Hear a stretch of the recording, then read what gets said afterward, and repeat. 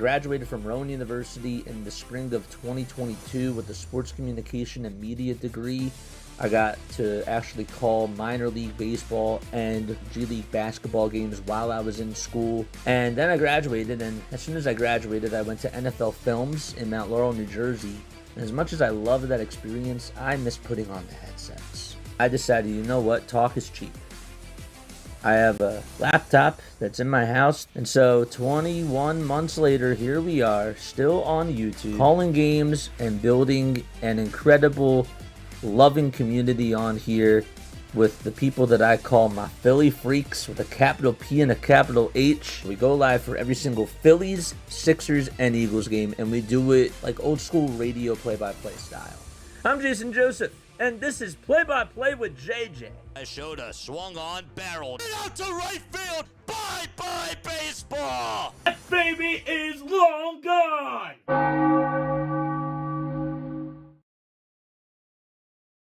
Check. 1, 2, 3, 4, 5, 6. Can y'all hear me? Loud and clear. Alright, are we on Roadcaster? I think we're on Roadcaster. Alright, can y'all hear me? 1, 2, 3.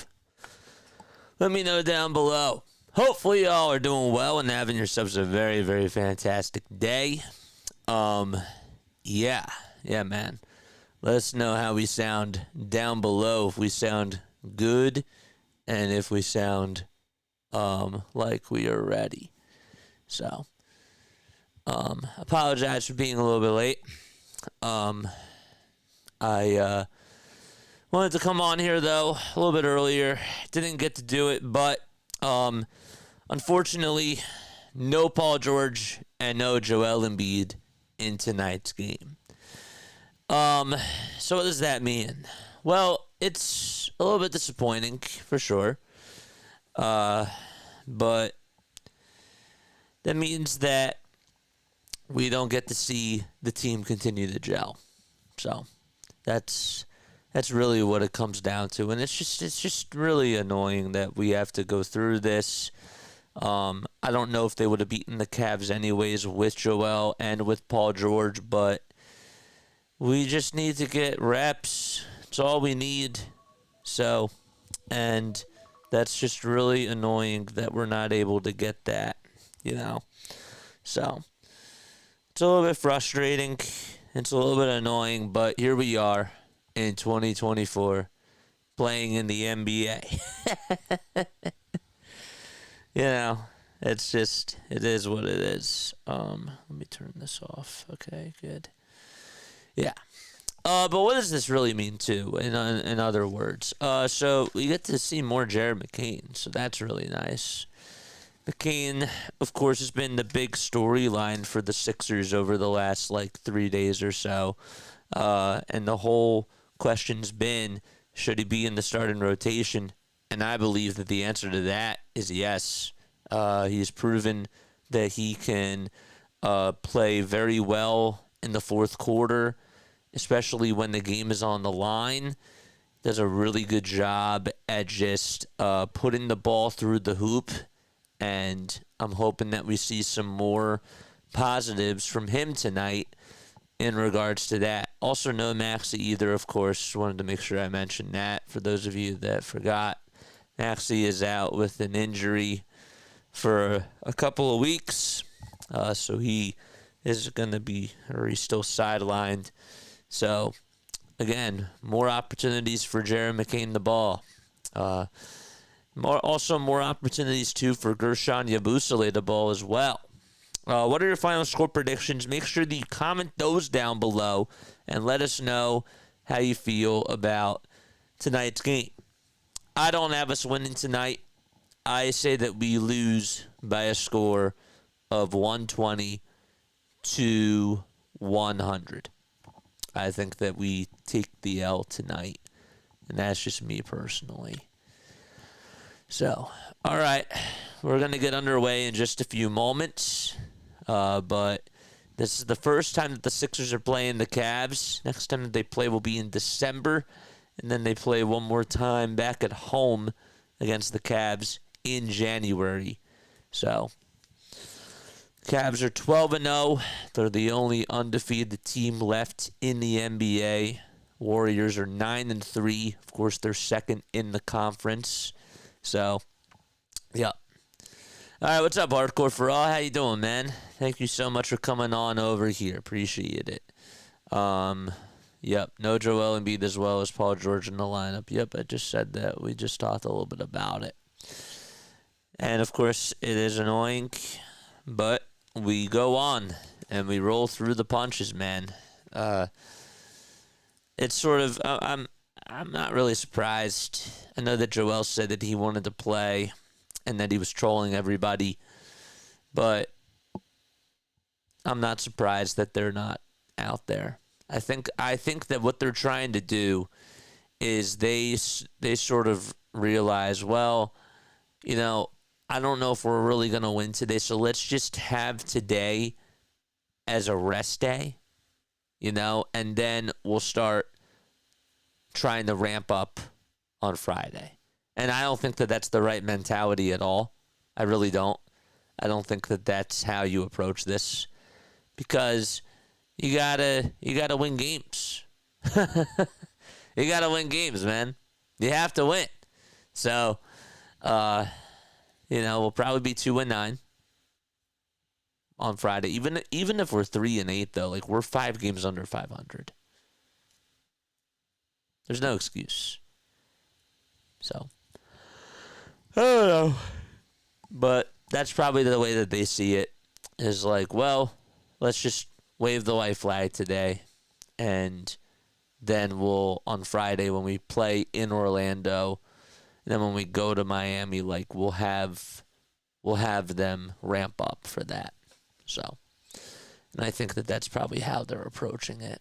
It's annoying, but all right. Oh, sorry about that.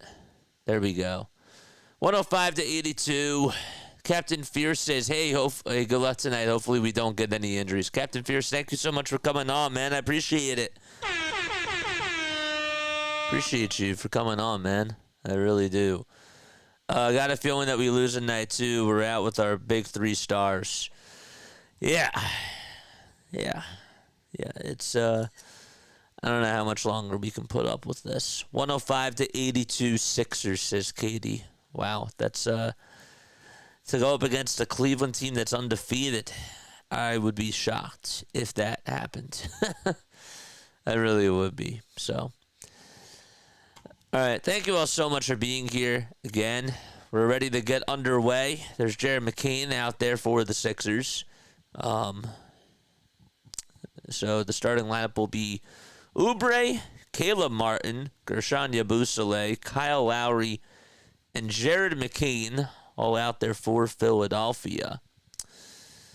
And that is your lineup for the Sixers. Get to the Cleveland lineup in just a little bit. There'll be Evan Mobley, Isaac Okoro, Jared Allen, Darius Garland, and Donovan Mitchell. This, ... this is going to be a game, says J-Rap. All right, and the tip-off is won by Cleveland. As they are underway, Evan Mobley wins the tip-off. So, here we are. Cleveland in their white and red uniforms. Allen, backdoor cut to the basket. Bam. Able to make a dunk just like that on a right-handed sledgehammer thanks to a hockey assist by Donovan Mitchell. And the Sixers already trail 2-0. All right. Sixers have got to do a good job rebounding the ball.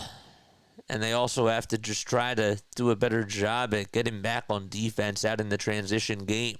Lots of dribble handoffs so far between all the Sixers players. Lowry has it over towards the right side. Goes down the lane.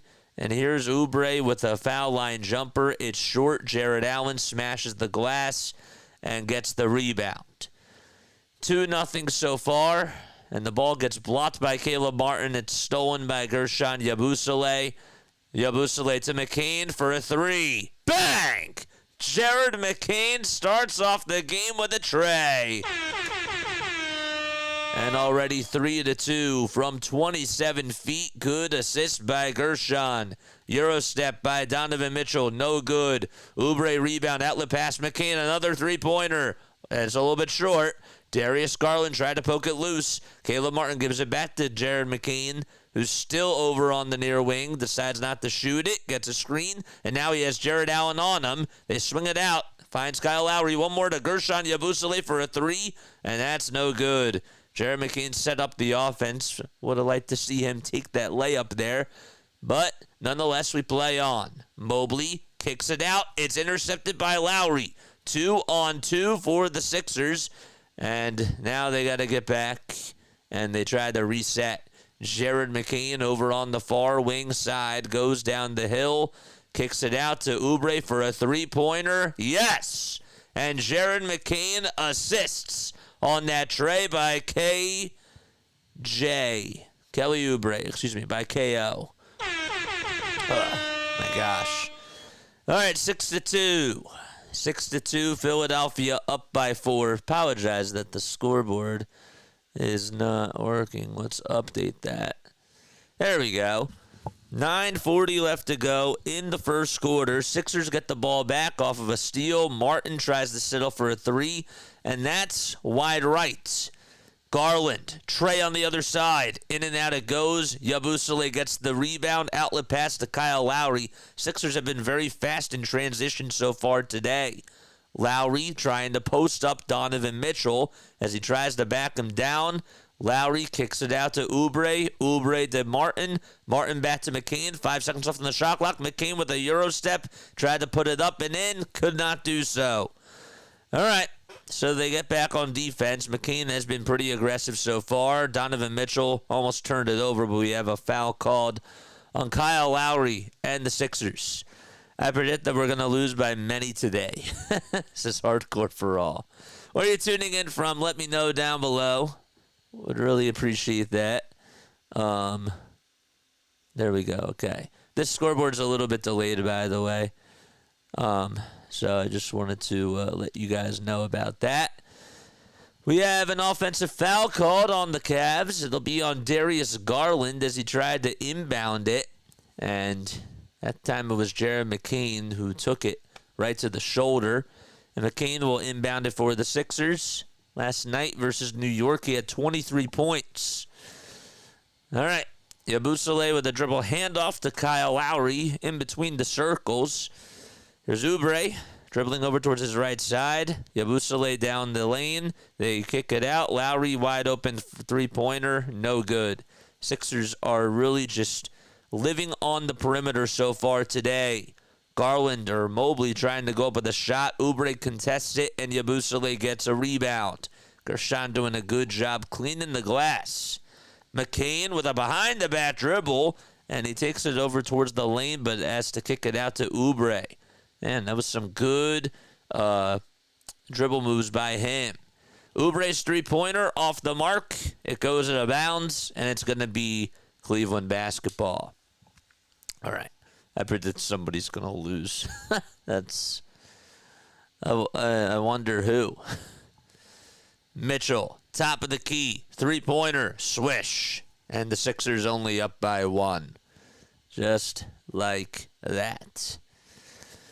Donovan Mitchell has been an incredible scorer for the Cavs. We'll talk a little bit more about that in just a few moments. Sixers just 2 for 7 from 3. Backdoor cut by Oubre over towards the basket. Right-handed shot is good. It was a layup. And Kyle Lowry able to get the apple there. 8-5. Sixers lead it by 3. 7.5 minutes left to go in the first quarter. Okoro catches, has to reset, shoots, and fires and hits from downtown. Cleveland is picked to win by 11.5 points today. Yabusele for a three-pointer. He answers back on the other side. Gershon able to get another tray. That's actually his first one today. 5 minutes, 1 for 2 from 3. Mitchell moves the basketball, gives it to the big man Allen, and throws it down. Apple. Why does everybody think that that's funny? It's not a bad thing. I'm curious why everybody thinks that's funny. We have a timeout called with 6:54 left to go in the first quarter. 11-10. Philadelphia up by 1. All right. I really need to get into this. Again, our scoreboard is a little bit delayed. It's 11-10 Sixers. They lead it by 1. So, what's up, Kevin? How you doing, man? What is good? All right. Let me make sure that I have this up and running. What's up, dude?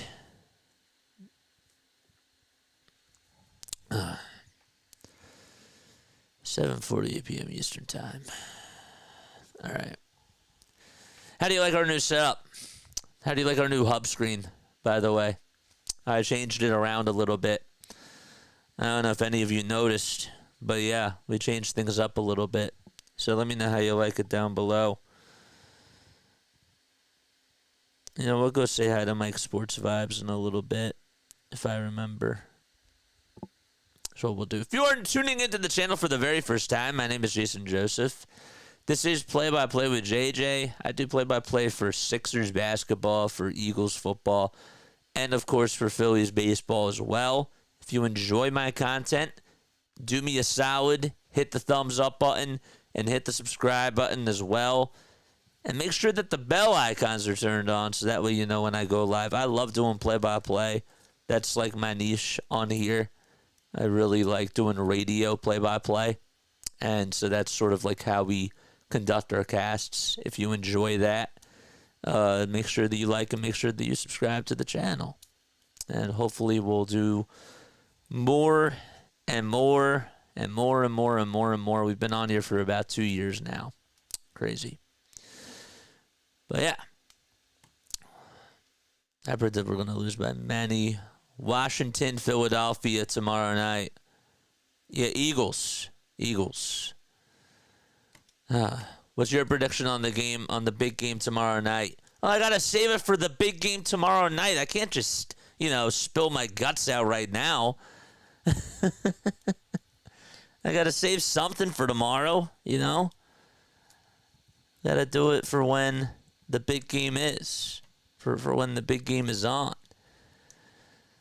11-10, Philadelphia up by 1. How do we get here, JJ? Well, Gershon Yabusele is a 3. Sixers actually have made 3 threes so far, and they are also 3 for 8 from the field. So Yabusele made a 3. Oubre has 5 points, and McCain had a 3 as well.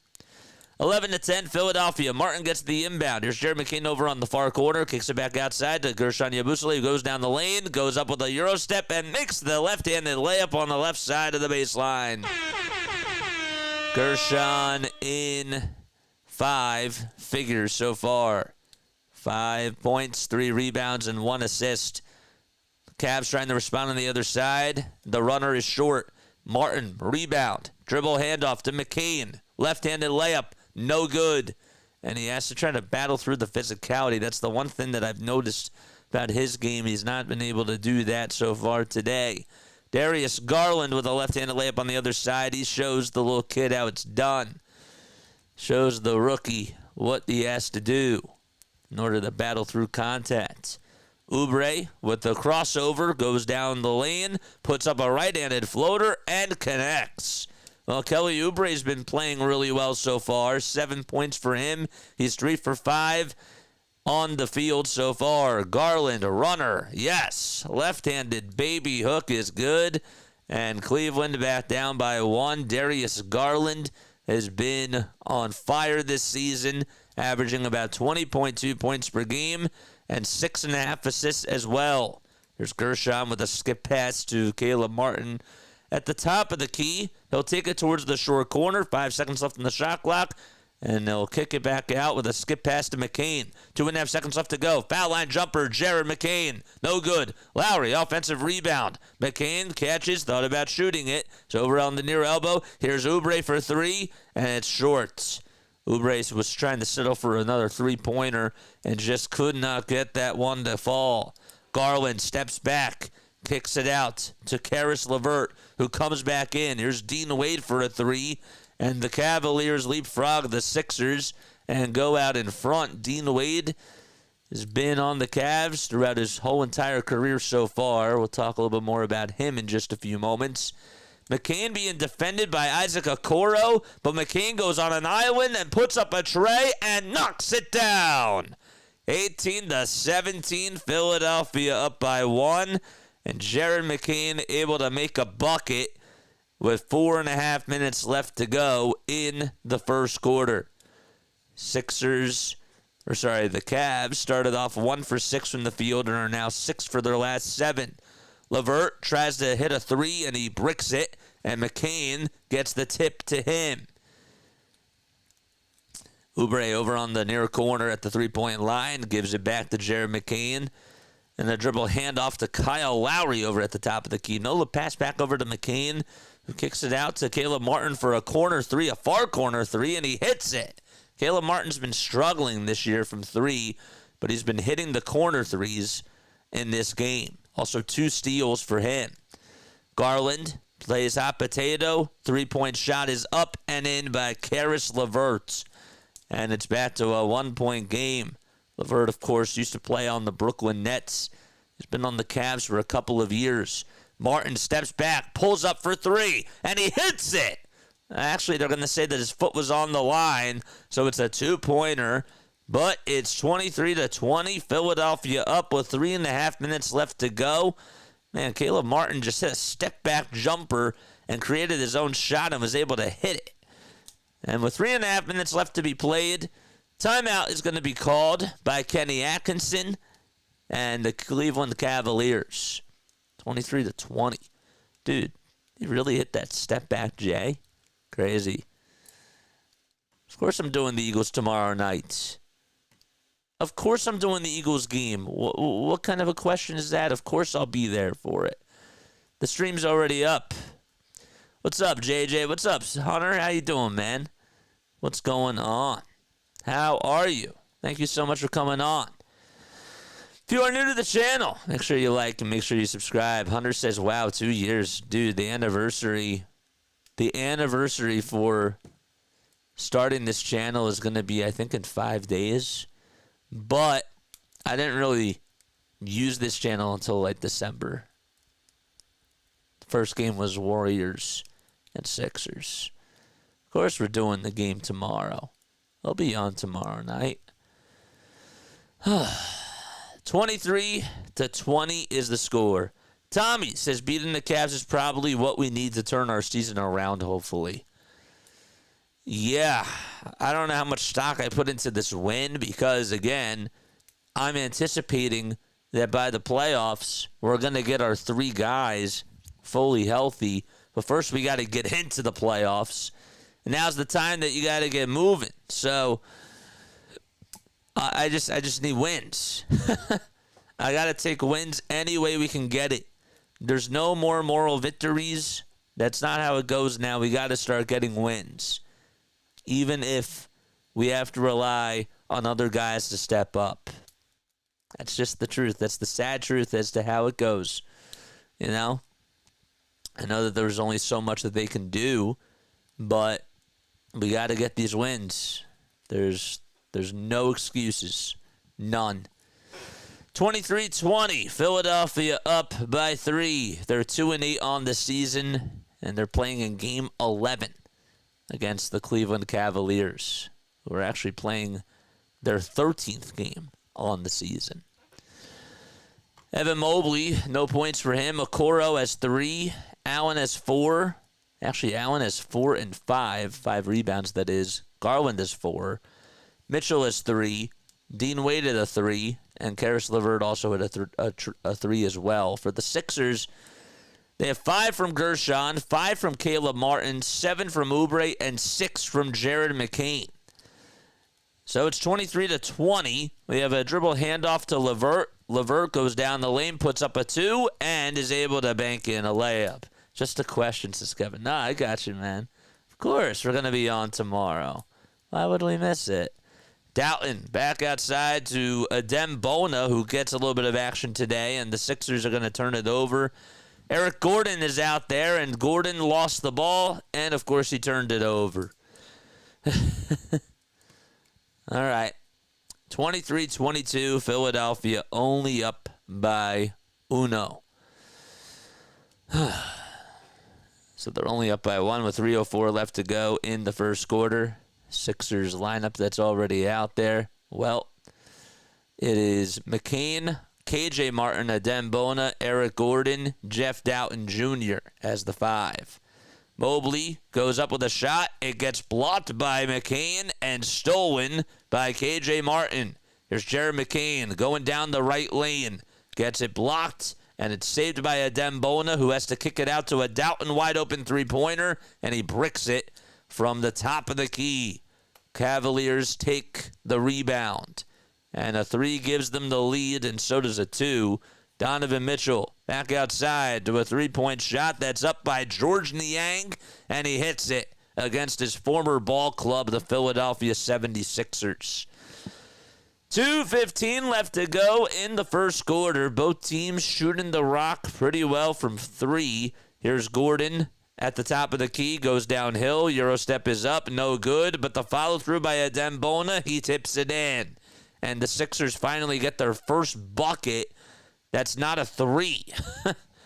So it's 25-25. We're all knotted up with 1:50 left to go in the first quarter. LeVert goes downhill, goes up with a shot. He's fouled by KJ Martin.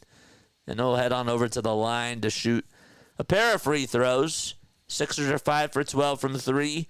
The Cavs are 5 for 8 so far. How about that crossover again by Donovan Mitchell? And McCain almost had a steal, but he sort of forced it out of his hands, and George Niang was left wide open, and Niang was able to bail him out. Hit that like button. Hit that subscribe button as well, folks. We need 33 more subs in order for us to get to 4,700 subscribers. Would love it if we got there by the end of the week.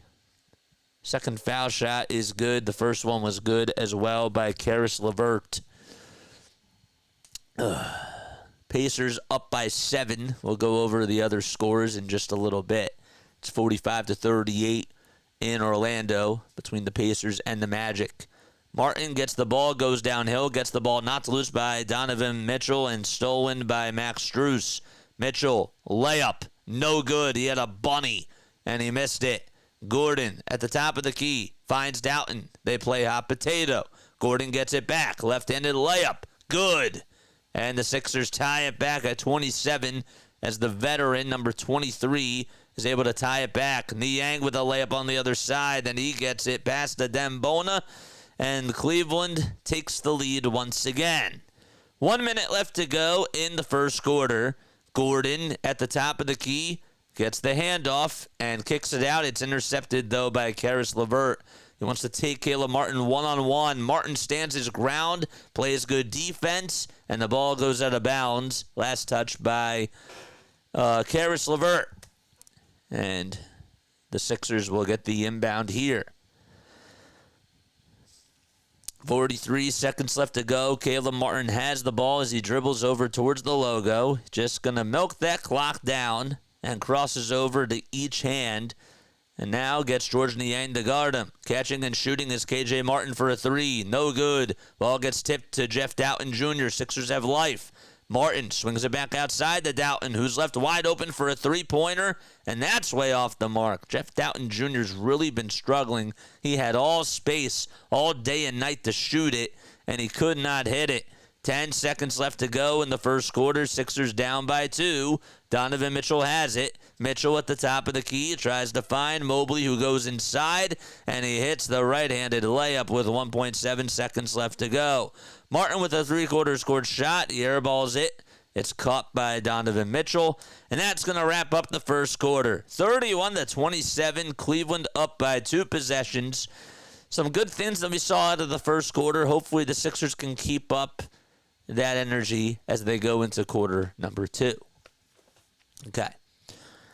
I saw some good things in that first quarter. I did. I liked the ball movement. I liked what Jared McCain was able to do. I thought that we settled for a little bit of too many threes, but I also understand that we don't really have a lot of guys that can just get a bucket, so you're going to have to try to hit some threes. But I still would appreciate it if McCain was a little bit more aggressive and took it inside and tried to get some layup. He has to try to, the one thing that he has to work on, and again, I know that he's a rookie, and this is just sort of like what comes with it. He has to try to battle through contact. That's the one thing that he has to do, is sacrifice his body a little bit more.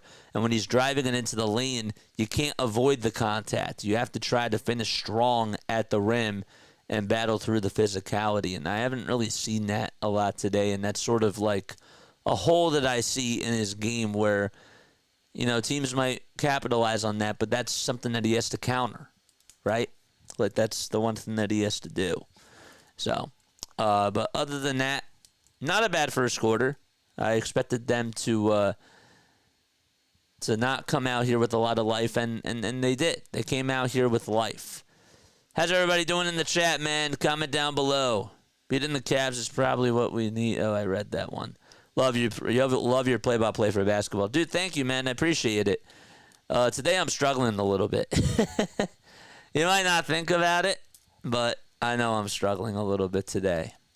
But it is what it is. We roll with the punches, and we just continue to do it, man. They play hot potato. That's the truth. They have to swing the ball around. It's a good way to, envision it. Again, I got to give, and my job is to give you a radio play-by-play, so that way you can see what's going on the court for those of you that don't have TV, right? So I can't show the games. If I showed the games, I would do it like a TV play-by-play call, but this is how we do radio, man. All right, let's go. How we doing, chat? Let us know down below. Let us know how you guys are all doing.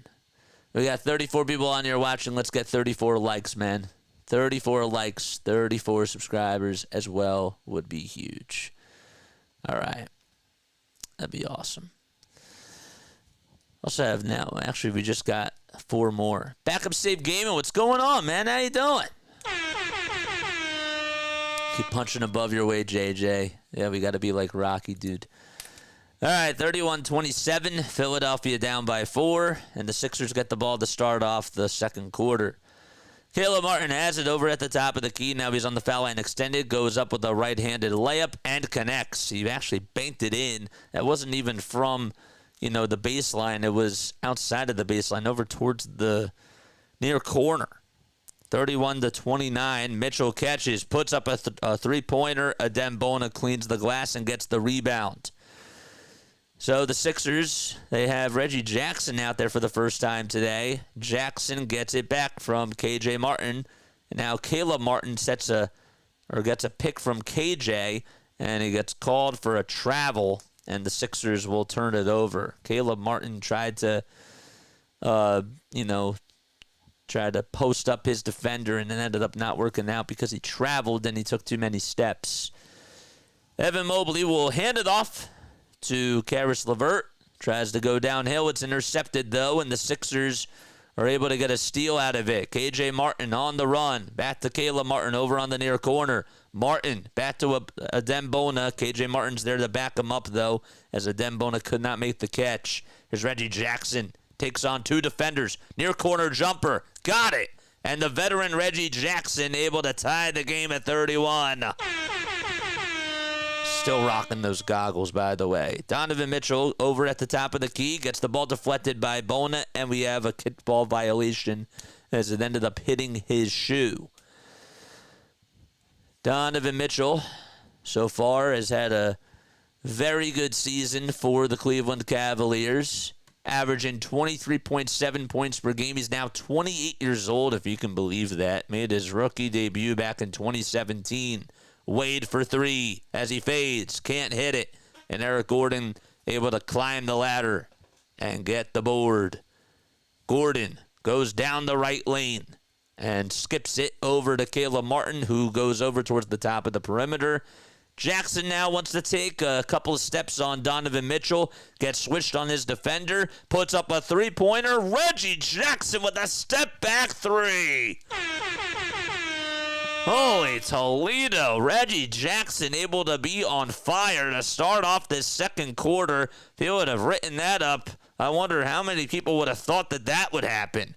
Mitchell steps back for 3. No good. Jackson cleans the glass. Sixers on a 7-0 run. A little lob inside to a Dembona. He lost it, and it gets deflected out of bounds by Donovan Mitchell. I mean, are you kidding me? Reggie Jackson just literally did a step-back fadeaway crossover over Dean Wade and made him look foolish. I mean, my goodness. A guy that's been in the league for this long, able to school a kid like that, he's like, you got to watch out for me, man. 34-31. Catching and shooting is Gordon for a three-pointer. That's way off the mark. And the Cavaliers, here they come as they get the rebound. LeVert goes inside and kicks it out to Isaac Okoro. Now it's over to Evan Mobley, who gets the ball blocked by a Dembona and stolen by the Sixers. Martin with a double crossover. He was being double-teamed for a second, and now Dean Wade's on him, and he fouls him on the floor. Again, just can't believe that Reggie Jackson just hit a fadeaway three-pointer. I mean, like, come on, man. That was smooth. He's now 34 years old, Reggie Jackson. Came into the league, played for the Oklahoma City Thunder with James Harden and also Kevin Durant and Russell Westbrook. That was back in 2011. Caleb Martin with a fadeaway turnaround jumper. He got it over on the near corner, and the Sixers are up by 5, 36-31. How about this for the Sixers, man? They lead it by 5 against the Cavs with 9 minutes left to go in the first half. Mitchell down the lane, scoops it up, can't make it. Dembona gets the rebound. It's stolen back, though, by Dean Wade. Allen tries to go with a shot. He's rejected by a Dembona, but he's also fouled as well. Jared Allen was about ready to posterize a Dembona, and a Dembona said, "You can keep that off your Christmas card." Oh, man. What a play. That was a good foul, too, honestly. A very good foul. 36-31, Philadelphia up by 5. First foul shot, good by Jared Allen, another former Brooklyn Net player. That makes it 36-32. What's going on, man? I'm such a diehard. I was at work saying I'm not gonna watch, and here I am. What's up? What's up, guys? What's up, Jane? What's up, Grace? What's going on, Freak Nation? How you all doing? Watching from West Africa, loving your play-by-play. You give great details, and fly, Eagles, fly, Amat says. Allen's second foul shot. He puts it up, and he can't put it in. It's still a 4-point lead for the Sixers. Reggie Jackson crosses over, gets it over at the logo, tries to give it up to Caleb Martin. The ball goes out of bounds, and it's still going to be Sixers ball. I'm going to say it was last touched by Cleveland. Went out of bounds over towards that far sideline, towards the Cleveland bench. There's Joel Embiid in his hoodie, showing him. And Paul George has a shirt on. He's not, both of them not in uniform, and neither is Tyrese Maxey, who has a cool black sweater on. A nice little necklace, a silver necklace. Reggie Jackson gets the inbound, skip pass to Gershon Yabusele, who's now going to try to post up George Niang. Let's see how that works. Yabusele thought he was fouled. I thought he was fouled, but regardless, the Cleveland Cavaliers get the rebound. Max Strus over at the top of the key. Back outside to George Niang, being guarded by Jared McCain, who comes back in there for the Sixers. Mitchell, wide open three-pointer. In and out it goes over towards the near wing. And Caleb Martin leads the charge on the other side for the Sixers. Caleb Martin at the top of the key. What's he going to do? He spins. He turns. He gives it up to McCain. McCain, one more to Jackson for 3. Reggie Jackson on fire. A 4-corner 3 by Reggie Jackson. That's just what the doctor ordered for the Sixers. 8 points in this second quarter. He's been leading the scoring for the Sixers in just this quarter alone. Timeout by Kenny Atkinson and the Cavaliers. Sixers have a 7-point lead against Cleveland. Wow. Reggie Jackson. What? Reggie Jackson. Are you kidding me? Are you kidding me, man? He played so bad in the preseason, and all of a sudden, this is like his game. And now we're going to probably hear from Reggie Jackson stands. Good for him, though. Seriously, like, good for Reggie, man. Reggie Jackson. Wow. Who would have thunk, man? Who would have thought? Well, here we go again. You could wish I could find out why this chat isn't working. Oh, boy. Damn, that's crazy. I'm sorry about that. What's up, everybody? Foul 'em, Bona. Yes, sir. Don Q Photography. Greetings from Cleveland. Go Cavs, he says. What's up, Don? How you doing, man? Hopefully we're trying to keep it fair for both teams. I appreciate you for stopping by, though, man. We just got another subscriber. Thank you so much, whoever just subscribed to the channel. Make sure that you let me know who you are down below. Was that you, Don? Was that you, Don, that subscribed to the channel? Let me know.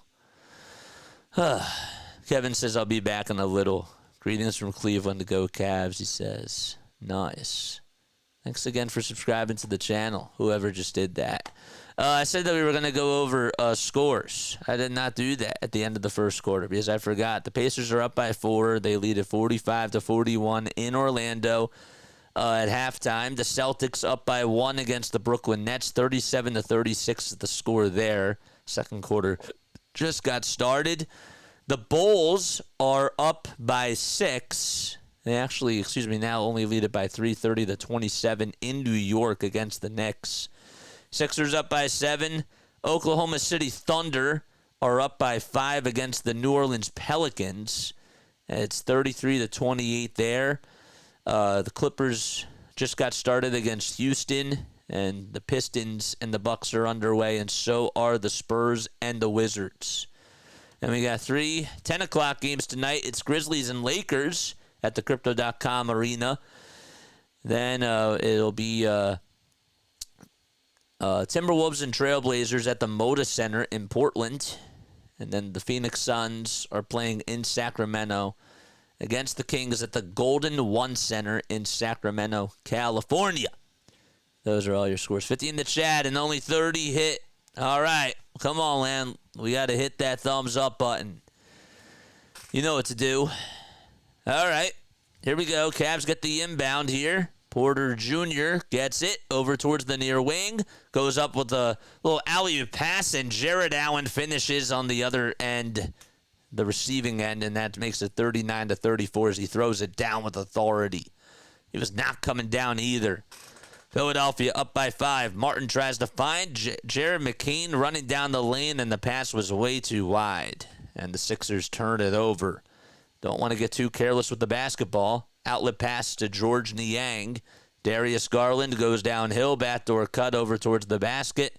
Gets it back over at the top of the key. Swivels through. Puts up a runner not once but twice. And he follows through.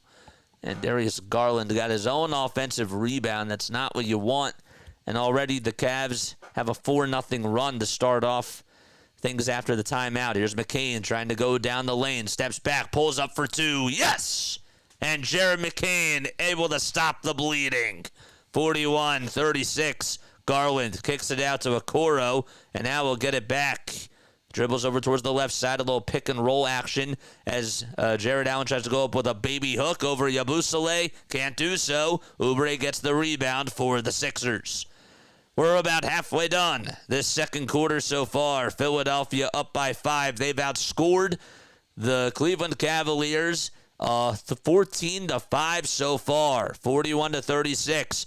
McCain wide open 3 with the shot clock winding down. Swish! Goes the basketball. 44-36. A 26-foot jumper by Jared McCain, and he just held his pose and knew it was good. He gets a steal off a bad pass by the Cavs on the other side, puts up another three-pointer, and that time he's human. And the Cavs come away with a board. He had a wide-open shot that was sort of deja vu. It was the same spot, same location, and just could not hit it. A turnaround fadeaway jumper, and that's up and in to make it 44-38 as Okoro is able to knock that one down. McCain being heavily guarded in this possession here. All right. Why isn't it? There it is. Yabusele, Oubre, McCain, KJ, and Reggie all out there for the Sixers. Gershon turns around, and he tries to go up with a loose ball, and he ends up turning it over. It's stolen by the Cavs, and we have a foul called on Reggie Jackson. So Yabusele lost the ball. Isaac Okoro just out-physicaled him and was able to do a good job of just taking the ball out of his hands. How about Jared McCain with a step-back fadeaway elbow jumper over Jared Allen? And then he just hit a wide-open three-pointer. So McCain in this game, 11 points, 5 assists, and 1 rebound in this game. So Darius Garland's going to go to the line to shoot a couple of free throws. I think that's a transition foul. The first one is up and in. That's the only one that he'll attempt. Ricky Council, the fourth, will sub on in for the Sixers. And Kyle Lowry will get some action for Reggie Jackson, who provided a really good spark off the Sixers bench. Karis LeVert also will sub on in for Ty Jerome for Cleveland's sake. So their 5 is Okoro, Allen, Garland, LeVert, and Craig Porter Jr. Only has 2 points today. Allen gets some separation, parts the Red Sea, and sledges it home with a left-handed dunk. Sixers had nobody on him. The Red Sea was wide open for him, and nobody could stop him. McCain crosses over. He wants to take on Jared Allen. He tries to dance on him. Gets a step. Can't get the finish, though. Yabusele with a rebound. McCain wide open, though, for a three-pointer. He got it. And another nice shot by Jared McCain. Good off-ball movement. Again, he wasn't able to finish with the contact in the lane, but even Yabusele, who kept the possession alive, was the unsung hero there. And McCain just did a good job at moving without the ball. McCain now on an outlet passes. The Sixers get the steal by Oubre. McCain wide open. He goes up with a right-handed layup and lays it up and in. Another 5 points by McCain. Cavs turn it over as the ball goes out of bounds. Bad pass by Karis LeVert. And the Sixers get the ball back. McCain has the hot hand. Step back three-pointer. It's short. And Yabusele tried to tip it back, and the ball gets deflected and stolen by Donovan Mitchell. Garland kicks it out. Karis LeVert, three-pointer from the near wing. Brick. Yabusele clobbers the board. He came up with it and hauled it in. Oubre steps back. Has to give it up to Gershon Yabusele, who has 1 foot in and out of the three-point line over on the far wing.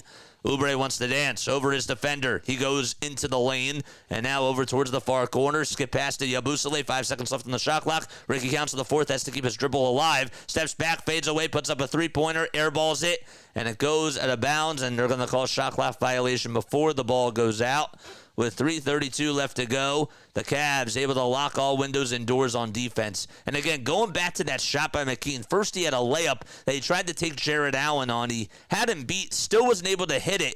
Gershon got the rebound. McCain cut back door over towards that far corner, and nobody was staying on him, and Yabusele made him pay. He really did. 49-41, Sixers up by 8. McCain, 16 points in this first half so far. Mitchell catches, puts up a three-pointer. No good. Oubre cleans the glass, gets the rebound. Sixers up by 8, and they've done a better job of rebounding the ball. And we have a timeout called as the Sixers advance it into their front court. And the Sixers are going to call for time with exactly 3:15 left to go in the opening half. They lead it 49-41. And they've outscored the Cavs 22-10 in this quarter alone. Good, man. JJ brings the fire to the play-by-play. Reggie said, "This is my time to shine." I love that, man. Sorry that I can't go on my laptop. I got to do some digging and find out what's wrong. You're good. Reggie's a veteran. Dude, he is. And it's crazy because he wasn't even playing well, like, in the preseason. And the Sixers, I mean, I could see it. Like, he looked like he was washed, honestly.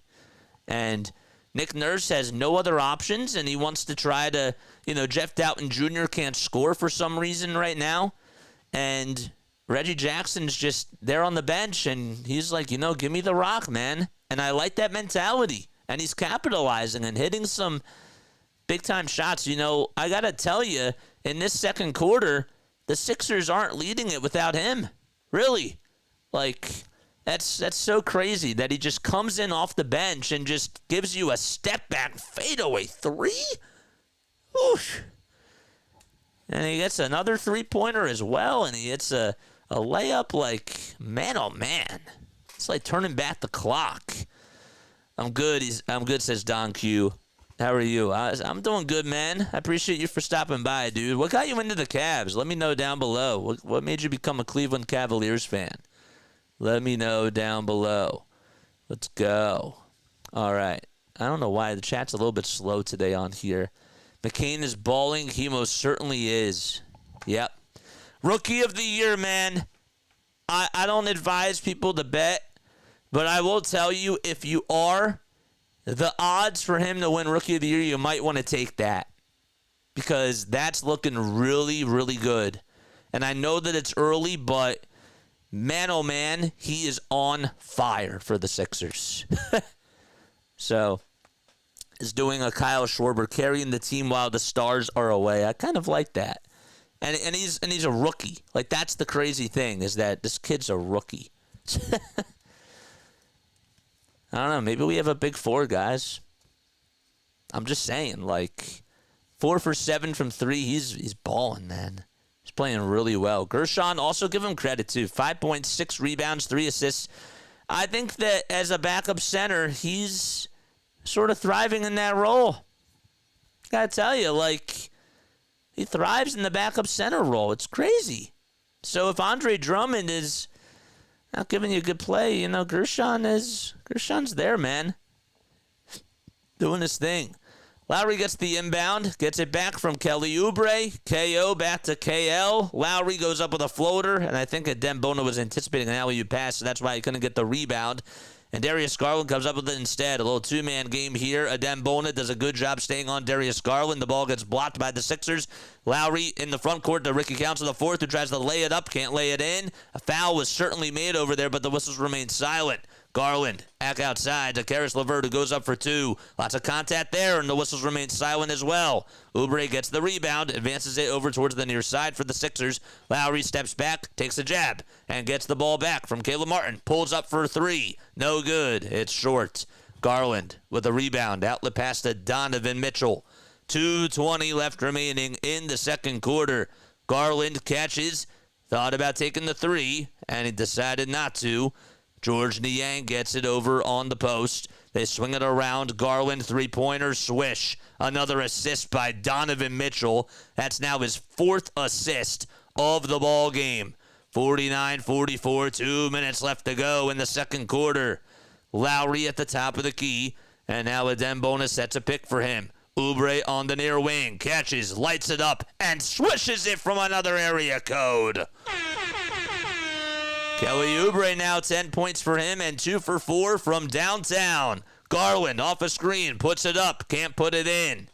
And Dembona gets the rebound. Garland and Maxey have been going at it for quite some time. They've known each other ever since middle school. It's like really crazy. Maxey's not out there. How about a zip pass to Kyle Lowry for a three-pointer? A good pass by Martin. Can't get the assist, though, because the shot was no good. Lowry 0 for 3 from three-point range and 0 for 4 from the field. He just does not have it tonight. 1:10 left remaining in the second quarter. Mitchell being guarded by Oubre, goes down the lane, no look pass to Evan Mobley, and a foul on Kyle Lowry. Good recognition, too, by Donovan Mitchell. He just didn't even have to look and see where Evan Mobley was. He knew he was right there over towards his right side and just had a little snake eyes handoff there, if you will. And Evan's going to go to the foul line. 2 points for him, 2 rebounds. And he hits the first foul shot to make it 52-45. Cut the deficit to 7. Evan is now only 23 years old. Dude, that's like so crazy. He's been in the league since 2021, 2022. And he's still young. Pretty crazy. McCain will come on back in for the Philadelphia 76ers. Dembona's going to take a quick seat. I like how we saw Dembona in the first half there. He gets some high fives, including one from Joel Embiid. Gershon Yabusele back out there for Philadelphia. And no Andre Drummond so far, by the way. Just wanted to throw that out there. Second foul shot, that's good. 52-46, Philadelphia down by 6. Haven't had any free throws today for the Sixers either. Caleb Martin gets it, hands it off to Kyle Lowry, who's over on the near wing, and has to dribble it out over towards the logo. 5 seconds left on the shot clock. Lowry gets some space, goes down the lane. Here's Yabusele with a runner. It's short, and LeVert able to out-hustle Kyle Lowry to get the rebound. Garland puts up a three-pointer, and that's a little bit short. Donovan Mitchell, offensive rebound, puts it up and puts it in to make it 52-48. So Donovan Mitchell able to get the bucket. They said Evan Mobley got it on Cleveland, and that is incorrect. It was Donovan Mitchell. 20 seconds left to go in the second quarter. 7 seconds separating the shot clock from the game clock. Lowry back to McCain. McCain to Gershon, who's over at the nail. Caleb Martin with a fadeaway jumper. Got it! Over towards the near corner in within three-point range. It was a 2 there, 54-48. Garland swings it out to LeVert with a one-footed three-pointer, and that's off the mark, and that's going to do it. The Sixers defend the Cleveland Cavaliers. They put up 27 points, the Sixers, in both quarters, but they held the Cavs to just 17 points in the second quarter and have a 6-point lead against the undefeated Cavs, who are 12-0. And we go into halftime.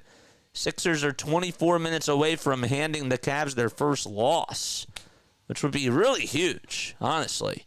I want to talk about that first half. That was great. You got to keep it up.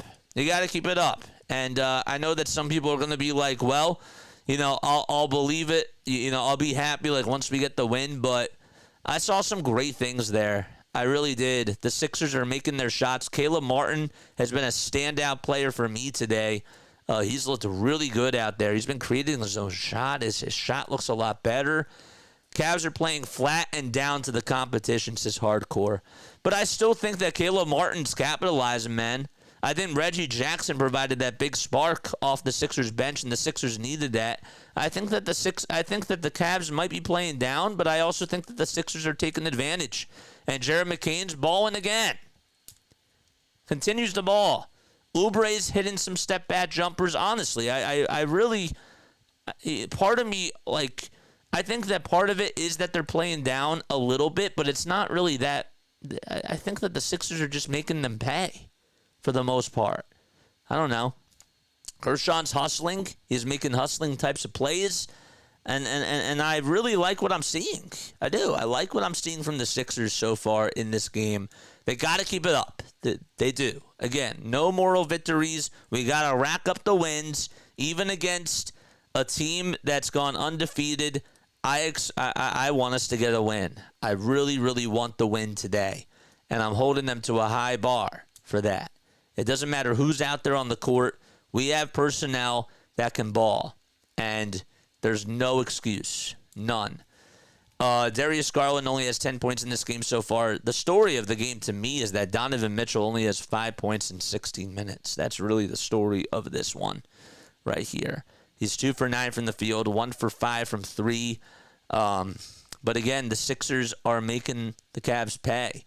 The Cavs were up by 4 to end the first quarter. McCain had a couple of really nice buckets. But I think that where the game shifted, honestly, was when Reggie Jackson came on in and the Sixers went on that 7-0 run, or was it a 9-0 run, to start off that second quarter.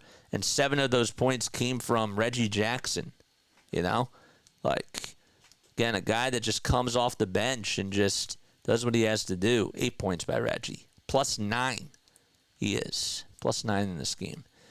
Jeff Doughton Jr. just didn't have it today, honestly. Jeff Doughton, for some reason, has been really cold. I wish that they would try to go to Justin Edwards or somebody else, like maybe a Lester Quinones, but that's just not what Nick Nurse is going to do. It's not what he's going to do. Council actually has played 4 minutes so far, and I'm a little bit surprised about that. But the Sixers were desperate to get some type of scoring. It wasn't coming from Jeff Doughton Jr., and nothing has come from Kyle Lowry, so they were like, here you go, Reggie. I mean, just try to give us a little bit of a spark, and he did. 8 points again in that in that second quarter. 1 assist, 1 rebound as well. He's playing well. Playing very, very well. So, Nice new step. What do you think about Ricky? Yeah, I think that Ricky should be playing more. I really do. I'm actually surprised that he's getting playing time on here, which I guess really shouldn't surprise anybody, but I kind of still am because for some reason Ricky Council has been in jail, as I like to call it. You know, he's been in the doghouse of Nick Nurse's. So Sixers are taking advantage. Sixers are taking advantage, and they're doing a good job at capitalizing. Caleb Martin is 11 points, folks. Caleb Martin has finally arrived. Oubre has also finally arrived as well. 11 points for Caleb Martin. He had 17 points in the last game against the Knicks, and honestly, he's been playing better. He has. He's been playing better.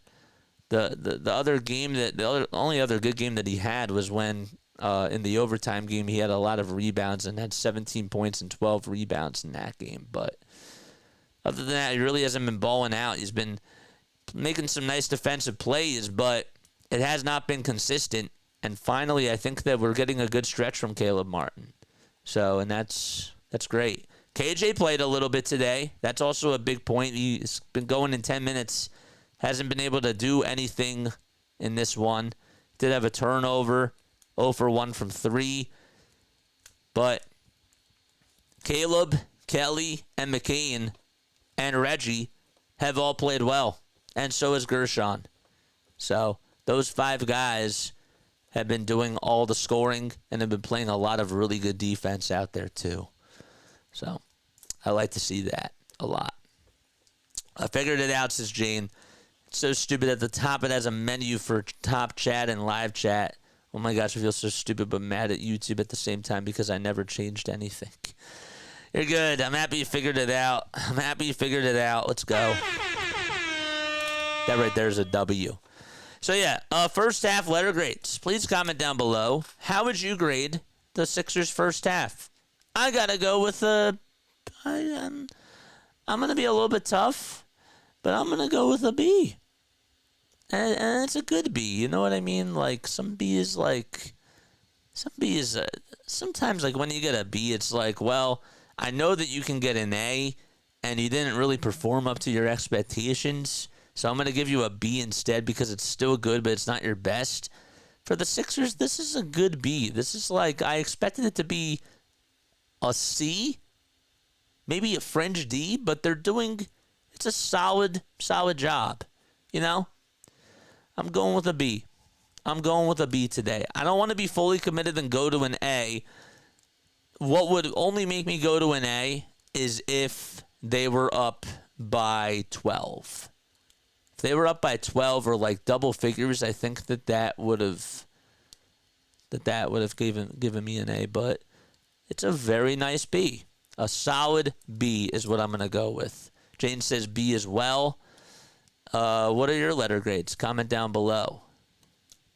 Letter grades for the first half. Judges, let us know. We got 48 people tuning in. Thank you all so much for watching. I do want us to go raid. Mike Sports Vibes. I really do. A-, because we are actually winning with no stars. Hey, we have a star. Can't forget about that guy. He's a rookie. He's a star. Even though other people don't think he is, he's a star, man. But like you and I both know. And Cleveland is undefeated. Sorry for the Capitals. Just realized it, says Jane. Yeah, I know. Yeah, it's. I'm going with a solid B, but an A-. Can't blame you for that. All right, let's go say hi to Mike Sports Vibes. All right, we'll go give him some love. He doesn't have a lot of people tuning in, so let's go help a brother out. You know what I mean? He does. He puts in the work. Does a really good job with his content. I want us to go support him. You know, let's go get those like numbers up for him. All right, let's go say hi. Dude, he's rocking that Phillies hoodie. Looks good in Put that, respect on their name. When you talk about Jaylen Brown, the finals MVP, when you talk about Jason Tatum, one of the best two-way players as well, then you got Porzingis, then you got one of the best point guards that facilitate in point guards plus. Let's see. All right. I don't think that he has noticed it yet. I'll be right back, all right? Let's go say hi really quickly, and then I will be right back, all right? I'm going to take a very, very quick step off. See you very, very soon.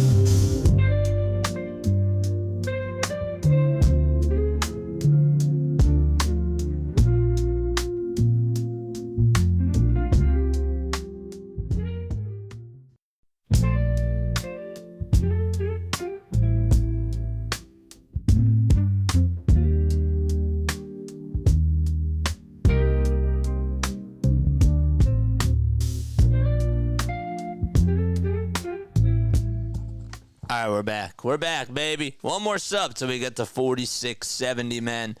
Keep hitting those thumbs up buttons. Keep hitting those subscribe buttons as well.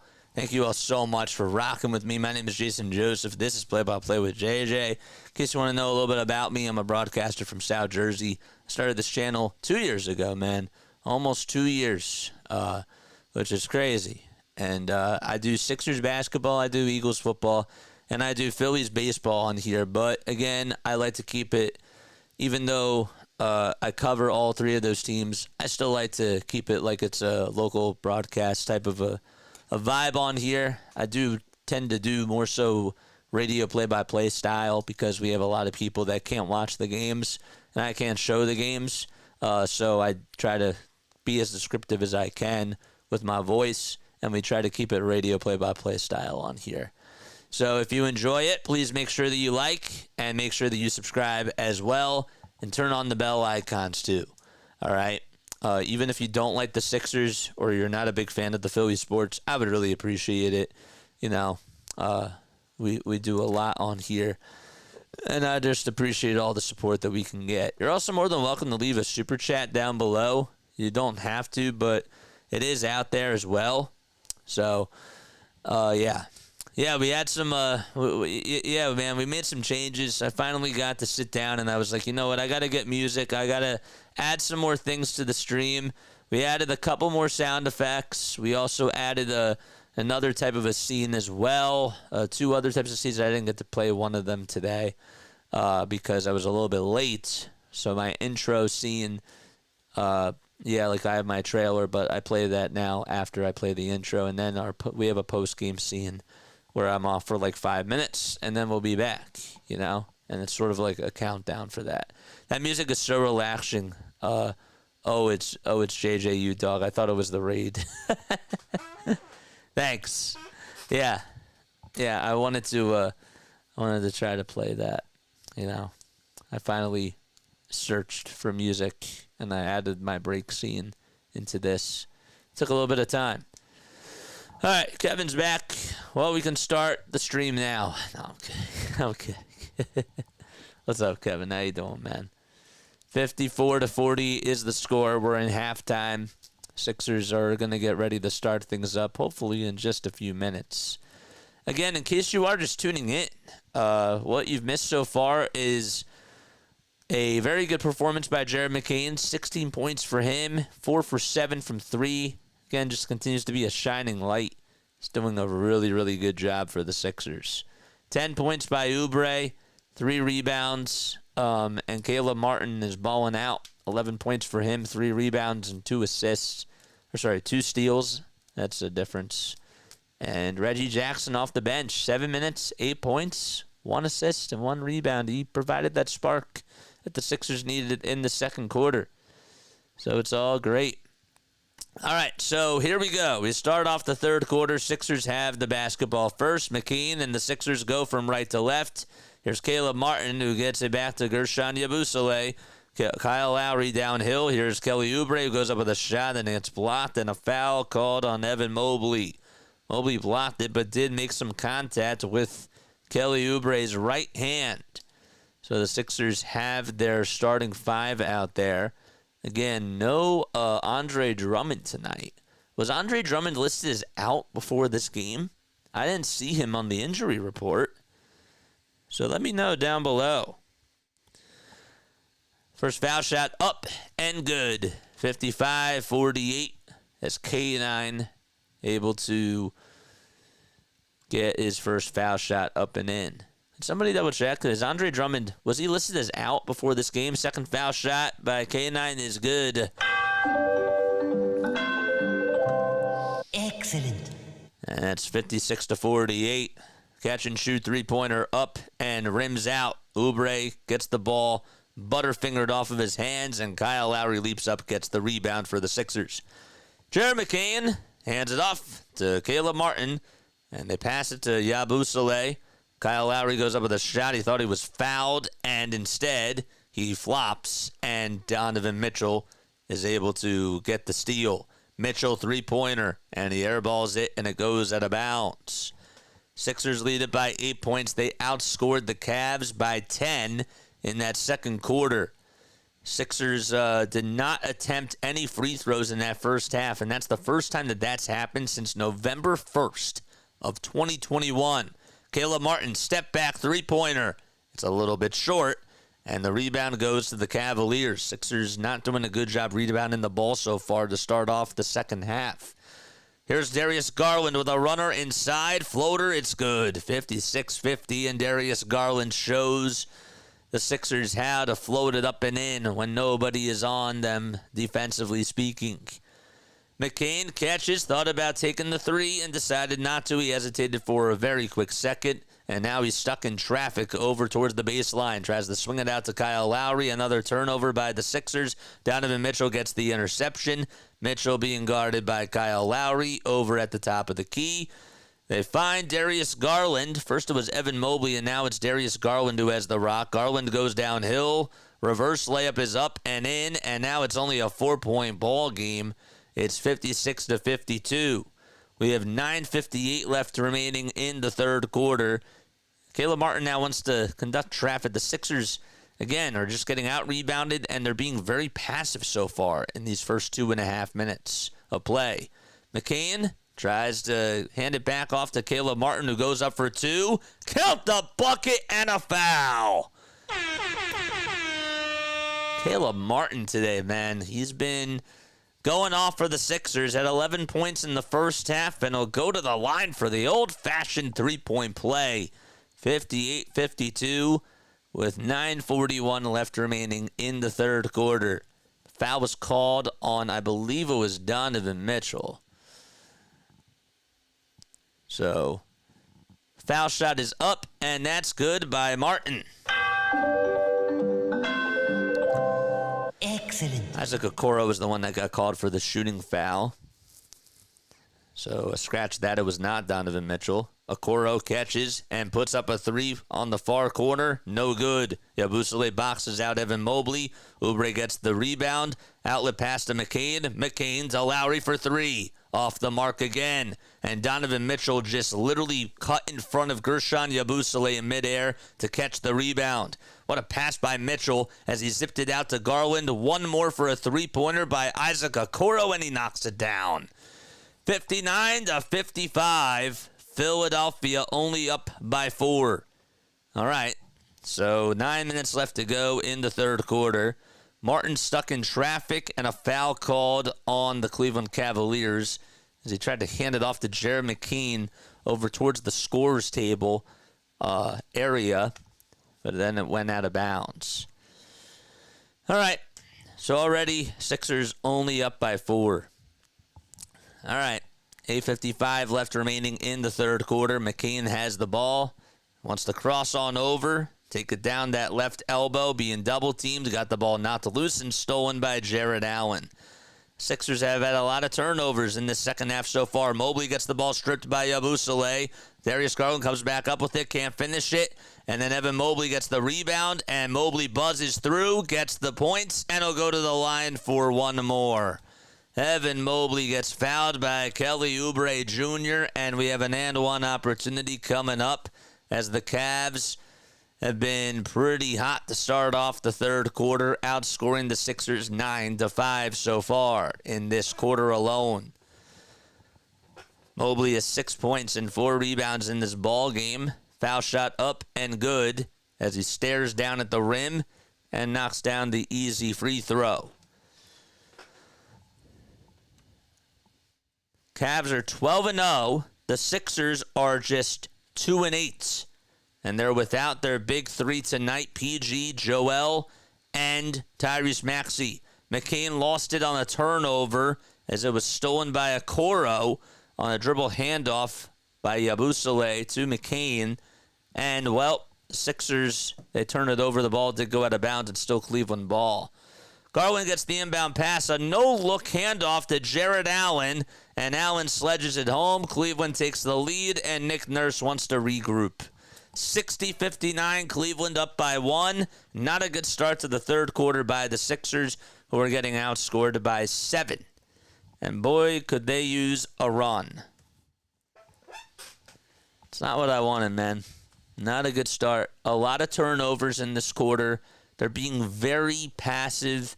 I also think that Cleveland has done a better job at locking in, but at the same time, the Sixers have had some opportunities, and they're making mistakes, you know? McCain's making some rookie mistakes out there on these dribble handoffs, and that's what the Sixers are going to have to do a better job at, you know, as the season goes on. But not a good start to this third quarter. How many people are watching? I think we got 49 people on here. I want us to get to 49 likes if we have not done so already. We have 57 people on here and only 44 likes. Come on. This scoreboard is a little bit too slow. That's better. For some reason, this isn't on here. There we go. He was listed as out. Thank you. I appreciate it. I don't know why this is slow today, but it is. It's like it's not even like refreshing. Caleb has turned into the Heat. Caleb Martin. He has. Jane is speaking Spanish tonight. We are gonna do well. I like that, dude. I want to play the song. I want to play the song at the end. By the way, guys, we are going to go live on Discord once again after the game is done. I knew there was something I forgot to do. I forgot to make the event. Darn it. I'll make the event right now, and you can join after the game to talk Sixers hoops with me, regardless of a win or a loss. All right? That's what you can do. So we'll be sure that we do that. Dude, who the heck messaged me? I don't even know who that is. I'll have to look at it after this game is done. Create event. We'll do that now. I guess I could do it after the game. Yeah, I probably could have.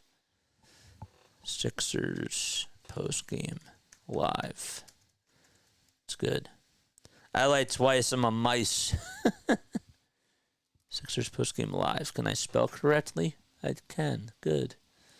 Great. Create event. And then we'll copy and paste it. And here you go. We also just got to 4,670 subscribers. That's great. Let's go, baby. 60-59. Philadelphia down by 1. As we're in the third quarter. 8:12 left to go in the third. Reggie Jackson back out there for the Sixers, getting his second play of action, if you will, in this game. His second stint, I guess is what you call it. Jackson crosses over, finds Oubre at the top of the key. 5 seconds left on the shot clock. Oubre goes over towards the elbow, puts up a J. Can't do so.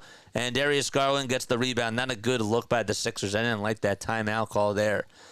I didn't like that play that they had out of the timeout. Garland with a runner inside the lane. It's good. And just like that, it's now 62-59 against the Sixers. McCain gets it over towards the near side, puts up a tray. McCain with a 3. Jared McCain's in the chat, baby. Let's go. The rookie has man of steel power. 7:20 left remaining in the third quarter. Garland goes up with a baby hook, and that's up and in. And Cleveland unravels the lead, 64-62. 7:09 left remaining in the third quarter. Oubre tries to take it towards the baseline. Kicks it out to Reggie Jackson, who pokes it back over to Jared McCain. McCain is over at the far corner and now gives it up to Jackson. Jackson gets it back, goes up with a hook shot, no good. And Jackson steals it out of the hands of Mobley and gets a layup to go. Reggie Jackson literally playing like it's his last game, and you just love the effort that he's been able to provide as he's out there. Oubre playing defense on Donovan Mitchell. Step back, three-pointer, swish. And that's just what Donovan Mitchell does. He does Donovan Mitchell things. They're going to call it a 2 and say that his foot was on the line. Oubre with a handoff to Jared McCain again. McCain steps back, wants to go up with a foul line jumper. It's up, and it's too strong. And then Bona tries to tip it. It goes into the hands of Donovan Mitchell. I still can't believe that Reggie Jackson stayed with the play and got a steal and just literally got a cookie there and just took it himself. That's awesome. Mitchell down the lane, back outside to Okoro. He hesitated. Donovan Mitchell now wide open. Okoro now wide open. Three-pointer shot. It's good. A wide open 3. And the Cavs up by 5, 69-64 with 5:48 in exchange to go. McCain catches, thought about taking the 3 from Reggie Jackson. Wants to reset, though. Backs up over towards the logo against Evan Mobley. Here's a logo three-pointer by McCain. Too strong. He wanted to get a little bit flashy there and just could not hit that shot. Garland gets it on the perimeter, swings it all the way for a wide-open three-pointer by Mitchell, and Caleb Martin says, I've had enough, and grabs the board. Snags it from Jared Allen. Caleb in the front court. Down low is Adem Bona. Adem trying to get physical. Goes up for a 2. Can't hit it, man. He has to try to battle through the contact there. Not such good play by him so far. Garland for a 2, and he's fouled by Adem. 69-64. With 5:09 left to go in the third quarter. All right. Again, I don't know why this ain't showing up, dude. Don't know why this ain't showing up. Okay. Let's put this over here, I guess. So that way we can just see it. Yeah, that's better. Go Reggie, man. Mi rookie es muy bien. Muy bueno. My rookie is very, very good, she says. I have to be a translator on here. I never knew I had to do that job. That's awesome. I love it. I love it, man. 69-64 first foul shot, no good by Darius Garland. Second foul shot coming on up with 5:09 left to go in the third quarter. Garland's free throw, that's good, and it's a 6-point ball game. Cleveland with the advantage. Kevin says he'll be right back. We'll see you soon, hopefully. KJ Martin comes back in there for the Sixers, and so does Eric Gordon, Gershon Yabusele, Jared McCain, and Reggie Jackson all out there as well for Philadelphia. McCain gets the ball knocked loose, keeps his dribble alive, though. Spins, turns, fades away for two, and a foul called with about 3.2 seconds left on the shot clock. Okoro is guilty for committing the foul, and McCain is going to go on over to the line to shoot 2 free throws. Does he have a cut on him? Over towards that left side of his forehead? Couldn't tell.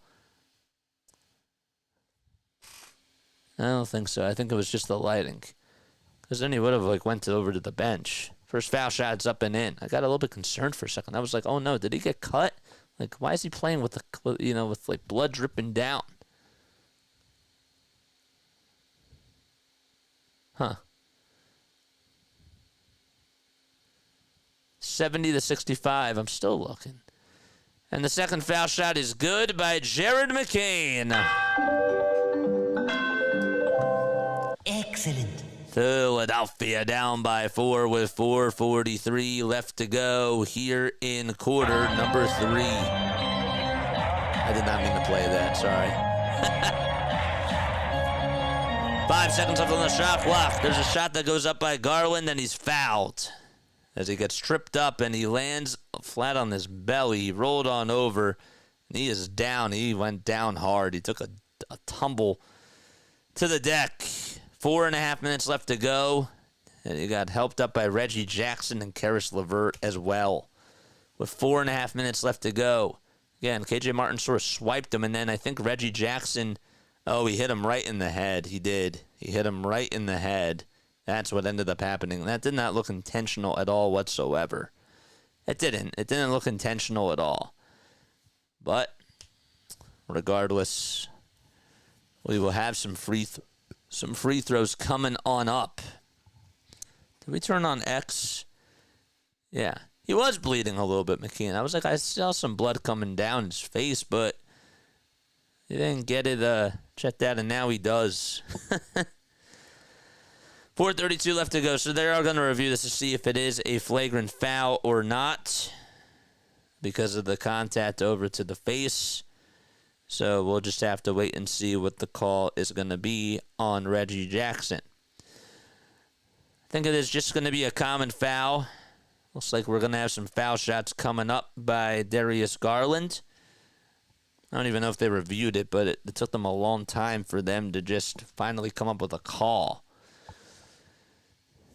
First foul shot by Darius. He puts it up, and he puts it in. Jared McCain, by the way, in case you are wondering, he is 5 for 9 from downtown. 21 points. And he's putting the team on his back. 2 steals as well. Only 3 turnovers. Second foul shot, that's good too. Hit the like button, baby. We're on a roll. We are on a hot dog roll. K9 for the Sixers. Passes it back over to Yabusele. Here's Reggie Jackson over at the top of the key. He has to try to find some help. McCain says, I got it. And Jared McCain comes on over to the rescue. 5 seconds left on the shot clock. McCain steps back. Pulls up for 3. Oh, it's a little bit long. Oh, I thought he had it. It was a good shot selection there, but just could not go down. Darius Garland back out to George Niang for a trifecta. And Jared McCain clobbers the miss. McCain, being the maestro, kicks it out to Eric Gordon. Wide open three-pointer on the other side. Eric Gordon knocks it down and makes it rain. And Jared McCain gets the assist. Nice job. Niang, wide open three-pointer. That's no good. The ball gets tipped. And the second chance, though, by George Niang is no good as well. So the rebound ended up going to Dean Wade. and the Cavs could not capitalize. KJ Martin parts the Red Sea and could not finish. Oh, man, he had a wide-open layup, and he missed a bunny, and the Cavs get the rebound. LeVert in traffic gives it up to Wade, and now Darius Garland has it back. He wants to step back. He wants to go up with a foul line floater. It's good. It was really over towards that left side of the baseline. He was in midair and decided to do it at the last second. I don't know how he did that. But KJ Martin missed a wide-open layup, man. Jeez. Come on. We can't be doing that. We can't be having any sort of gimmies there. Jackson almost got Allen on a pump fake. Here's McCain, who wants to step up. Goes up with an elbow jumper. Again, Jared McCain, what do you know? 74-71, 23 points for the kid. The rookie's getting it done.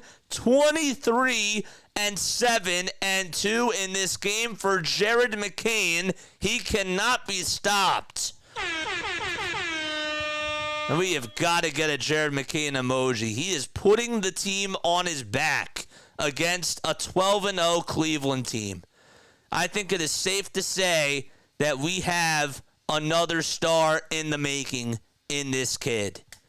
I think we got to put it out there, man. I do. I think that it's safe to say that now we have a star in the making. McCain again. Honestly, man, he might be. I know that we're still early on, but he might be like one of the best rookies I've watched. Really.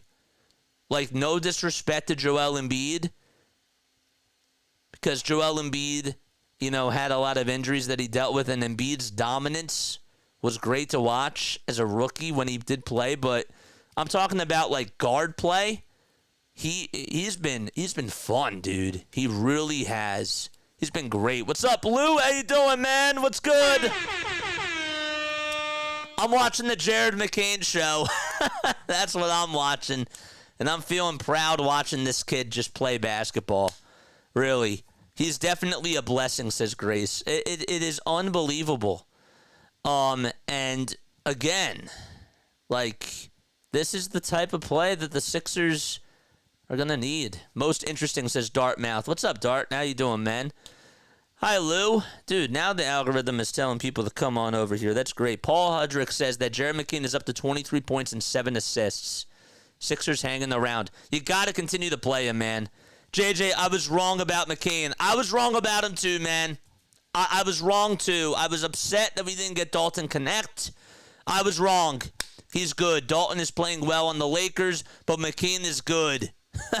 Happy to be wrong. Let's go, baby. Let's go. Let's say it's safe to say. I forgot to change this. Hold up 1 second. Where is it? There we go. Let's say it's safe to say a star in the making bacon. Sorry, that's me drinking and typing. You're good. You're good. What's good, Scott and Grace? Oh, Lou's here. What's going on, man? It's so good to see you, dude. It really is. I'm happy to see you, my brother. I'm happy to be wrong about him, too. He is fun. He is fun to watch, man. 5 for 10 from 3. He's over on the bench. Third straight 20-point game for him. That's the first Sixer to do that since Joel Embiid did it back in 2017. Pretty crazy. Sixers down by 3. 2:33 left to go in the third quarter. LeVert goes downhill, puts it up, and puts it in, and one. Oh, man. Are they just going to call it a foul on the floor? Looked like they were going to. I didn't see any sort of signal for the bucket, and I saw him make it, but they did call it was a foul on the floor, thank goodness. Evan Mobley back out there for the Cleveland Cavaliers. Niang three-pointer off the mark. George Niang has been ice cold against his former team, and he's just 1 for 5 from 3. Jackson steps back. He had some space to shoot it if he wanted to. There's a little skip pass down low to Gershon Yabusele, who spins, turns, goes up with a baby hook, puts it up and in. Gershon again, able to be physical. I mean, he's playing like a new backup center, man. 3-point shot by the Cavs, and somehow, someway that trickled in. Literally, it hit the front of the rim, the back of the rim, the side of the rim, and then it just went straight down the drain. That was like a quadruple bounce, if you will. Yabusele and Reggie Jackson play catch. Jackson with a skip pass to Yabusele on the block and a foul called. No bang-bang tonight. No minivan, man. McCain continuing to be a great player of scoring above 20 and using him in the rotation, says Ryan. Dude, he's a star. He's a star in the making, man. A star in the making. Let's call him now what he is, dude. 3 games doing this and getting regular playing time. That's not just a regular player. That's not just a Furkan Korkmaz, you know. This is legit. This is legit. First foul shot up and in. So the foul was called on George Niang. Gershon Yabusele hits the first free throw. 8 points, 6 rebounds, and 4 assists for him in tonight's game. Philadelphia already in the bonus with 1:43 left to go. Second foul shot off the mark. Gershon has been shooting not so well he's been shooting all right from the foul line, over 70% this season, but still want it to be a little bit better. We have a foul called on the floor, or a whistle called on the floor, and I believe that is going to be a foul on KJ Martin away from the play, and that's going to put Cleveland in the bonus, and they're going to shoot some free throws. I want us to win this game. At least McCain gives us something fun to watch and be hopeful about, too. Absolutely, man. He is, like... And it makes you think, well, imagine this type of play with the other 3 people, man. It's just crazy. Rather than be excited too, it's nice to feel that way. Again, we're gonna go on for a post-game show at the end. I want to see you guys come on and talk to me. All right, so the first foul shot was good by Evan Mobley. Second foul shot, he knocks that one down too, and the Cavs are up by 5. 1:35 left to go in the third quarter. Jackson on an island all by himself. Gives it back to K9. Ball comes loose. Gershon Yabusele gets it. Puts up a 3-pointer. And he airballs it. George Niang comes up with his miss. Gershon had to save it from going out of bounds. Mitchell to Niang. Wide open 3-pointer. George Niang hits it.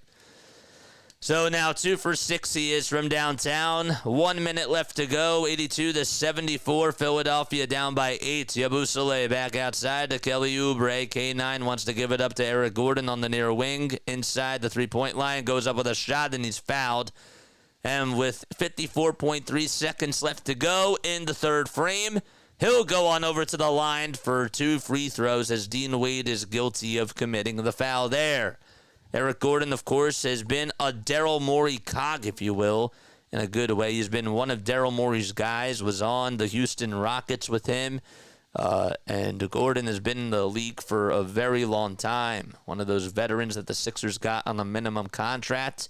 First foul shot is good, and that cuts the deficit back over to 7. So Yabusele will come out of the game for now. With the rest of the third quarter, you would assume. His fouls are killing this game, says Grace. 82-75. Second foul shot by Gordon. He puts it up. Excellent. And puts it in. 54.3 seconds left to go. Both teams in the bonus. Sixers down by 2 possessions. 50 seconds as Donovan Mitchell advances it into the front court. Sixers decide to double team. Dean Wade gets a open shot, decides not to use it though. Mitchell for 3, way too strong. Rebound by Cleveland. Mitchell down the lane, kicks it out, gives it up to Karis LeVert. Mitchell moves without the ball, hands it off to George Niang, goes up with a layup, no good. He wanted a foul call there, and the refs drew the whistle. 4 seconds separating the shot clock from the game clock. 20 seconds left to go. Reggie Jackson has it for the Philadelphia 76ers. McCain is over on the bench, by the way. All right, 13 seconds left to go. And now Reggie wants to get going right now. He goes over towards the top of the key, steps back, finds KJ Martin for a corner 3-pointer. Off the mark, Oubre with the rebound and the follow-through. It's good. 3.1 seconds left to go. Kelly Oubre Jr. able to make a layup. George Niang gets the inbound. Pass over for a 3-point shot that's up and no good by Dean Wade. They got a good look, but it looked a little bit forced by Dean Wade. And we played 3 frames. We're down by 4 as we go into quarter number 4. 82-78 is the score as we head into the 4th frame of this one. All right, so we are going to do trivia. It is trivia time, man. McCain after 3 quarters, 23 points and 7 assists.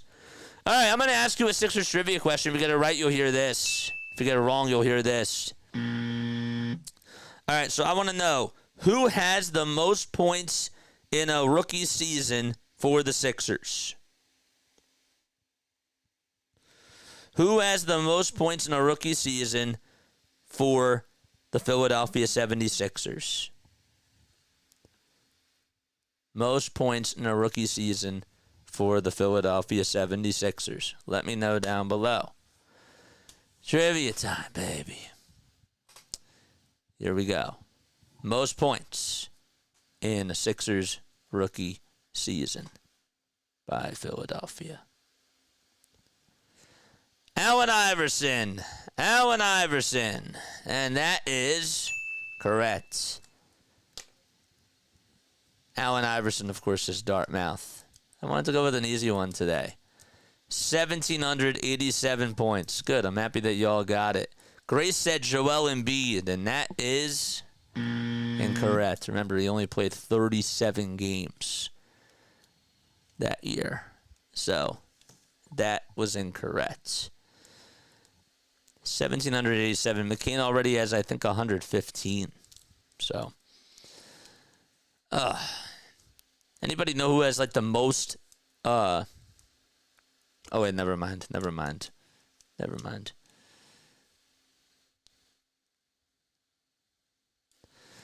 Wilt Chamberlain had the most games by a rookie with 50 or more points. He had 5 games where he scored 50 or more points in his rookie season in 1959 to 1960. Isn't that crazy? I didn't even know that. Jared McCain is the first rookie to score 20 or more points in 3 straight games this season. The 5 rookies. Anybody guess who the 5 rookies who scored 20 or more points in 3 straight games last season were? This is an NBA trivia question, according to Zach Ciavolella. Maybe Sue. I have to make it exciting and answer wrong, says Grace. All right, here comes a 3-point shot that's up and in by Cleveland as they get the ball first. 85-78 is the score. We'll go back to the answer in just a few moments. All right, so 85-78 as the Cavs are able to get a 3. Here's McCain for a tray. It's a little bit short, and a rebound by Donovan Mitchell. Boy, you love to see the Sixers try to take this game here. Evan Mobley gets it downhill. Adem Bona plays defense. Mobley has to try to give it away to Donovan Mitchell, and they'll reset here. Mitchell being guarded heavily by Jared McCain. Can he lock him up? Mitchell, step back, 2-point shot. Good. Oh, man. Foul line jumper by Donovan Mitchell, and again, the Sixers have done a good job of containing him tonight. 12 points, 11 rebounds, and 9 assists for Donovan Mitchell. McCain gets it over towards the top of the key. And what's he going to do? He's going to dance. He's going to throw it to Reggie Jackson, who catches, lights it up, and throws it in down the drain for Reggie. A season high for Reggie Jackson with now 13 points in this ball game to make it 87-81. All right, here comes Mobley with a runner. It's blocked by Adem Bona, but they're going to call goaltending, and they're going to say that his hand went above the rim, but a good effort there by Adem Bona. That's for sure. 89-81, 10.5 minutes left to go in the fourth quarter. Sixers, I think, are going to try to challenge this. I don't even know if you should, because his hand clearly went above the rim, man. It did. And they won't challenge it. McCain steps back. What's he going to do? He's going to dance. He's going to go over to the foul line. Goes over to his sweet spot. Puts it up and puts it in. Another nice bucket by Jared McCain. And he's just been carrying the team on his back. 25 for the kid. Sixers down by 6 with 10 minutes left to go. Foul line shot is up and in for Cleveland as they're able to capitalize. And that was Ty Jerome, who's able to hit a 2. 91-83. Let's take 3s over 2s, though. If we could do that, then we can probably have a chance to come back and win this one. Martin with a lot of contact, and the whistles remain silent, but he puts up a floater and puts it up and in. Back and forth we go in the fourth quarter with 9:40 left to go in the fourth frame. Jerome downhill, being guarded by Reggie Jackson, turns around, gives it back outside to Porter Jr. Adembona, great defense, and a foul called at the very last second. Oh, man. It was that Craig Porter Jr. who got fouled in the act of shooting. Adembona, I thought, played really physical defense, and they were just going to let him play, but they decided to blow the whistle there. How about Caleb Martin with the off-balance runner over on the other side? And they got Evan Mobley on the back of his side and just was able to take him to school. Craig Porter Jr. is at the foul line. First foul shot, way short. I mean, not even close. Craig, only with 2 points in this game. He's just 24 years old. He went to Wichita State. He is a rookie this year for the Cavs. Second foul shot by Craig Porter. He drains it, and it's 92-85. Philadelphia down by 7. Can they try to get a win here? 9.5 minutes left to go. McCain gets the handoff. He's over at the top of the key. McCain wants to get going, and we have a foul called on the other rookie, and that's Craig Porter Jr. So 2 rookies were going at it, and a reaching call was made. It was actually on Ty Jerome, excuse me. So 9:22 left to be played. Kenny Atkinson not so happy about that call either. McCain will inbound it over towards the Sixers bench. And Caleb Martin gets the inbound pass. He's directing traffic. Adembona sets a pick for him. A little skip pass to McCain. 5 seconds left on the shot clock. McCain over at the foul line in the lane. Runner goes up and in! And now it's a 5-point deficit. All right, 92-87. The star has been Jared McCain with 27 points and 8 rebounds. 8 assists, that is, in this game. Wade for 3. Too strong. Offensive board by Donovan Mitchell. Nobody could box him out. 92-87. What a thrower of a game we have here in Philadelphia. Backdoor cut is Ty Jerome. Three-pointer again by Dean Wade is up and in. 95-87. And the Sixers are going to try to respond on the other side. McCain goes downhill. Can he make it 29? He does! He kissed it off the window! And now it's back to a 6-point deficit. A lot of points in this fourth quarter by the kid. Mitchell being heavily guarded by Jared McCain. He wants to back up. Dribbles with the right hand. He's over on the near wing. Hits on over towards the cup. And he gives it back outside to Ty Jerome. And Craig Porter Jr. now gets it. And he gets called for a travel. He walked too many steps. And the Sixers will get the ball back once again. Baby, let's go. Oh, man, the fourth quarter takeover mode for Jared McCain. And even when he was off balance on the last shot that he put up, he still was able to kiss it off the backboard. And he called that, too. He called glass there. Unbelievable. McCain has it over at the top of the key. Darius Garland guarding him. He steps back, fades away. No good, and he's human. Jared Allen crashes the board and is able to catch his miss. So Allen with 10 rebounds, 11 points as well. There's a shot that goes up. That's no good. Caleb Martin gets the rebound off the bad shot by Cleveland. Council tries to finish through traffic. No. Adembona follow through. Yes! And a timeout called by Kenny Atkinson. With 7:39 left to go. Sixers only down by 4 against the undefeated Cleveland Cavaliers without PG, without Tyrese Maxey, and of course without the big fella as well. It's great. 9:21, baby. Scoreboard's no good. Yeah, it's a little bit behind. People were complaining that it was ahead the last time, so I wanted to make it a little bit behind, and this is the only one that I could find. So, I apologize, but it is what it is. Thank you for subscribing, Darkness, Rebecca Lane. Appreciate you. It's up to you if you guys want that one or not. I know that you guys don't like it being ahead, but there's nothing I could do. This is the only one that's a little bit behind, so. Rookies are killing them. Dude, it's crazy. We've got McCain, man. This is beautiful. This is such a breath of fresh air, and you could not write this up, dude. Part of me was thinking that, this is going to be a game. And I didn't want to admit it, but it's a game. And I'm bought back in. 29 points for Jared McCain, 11 for 24 from the field.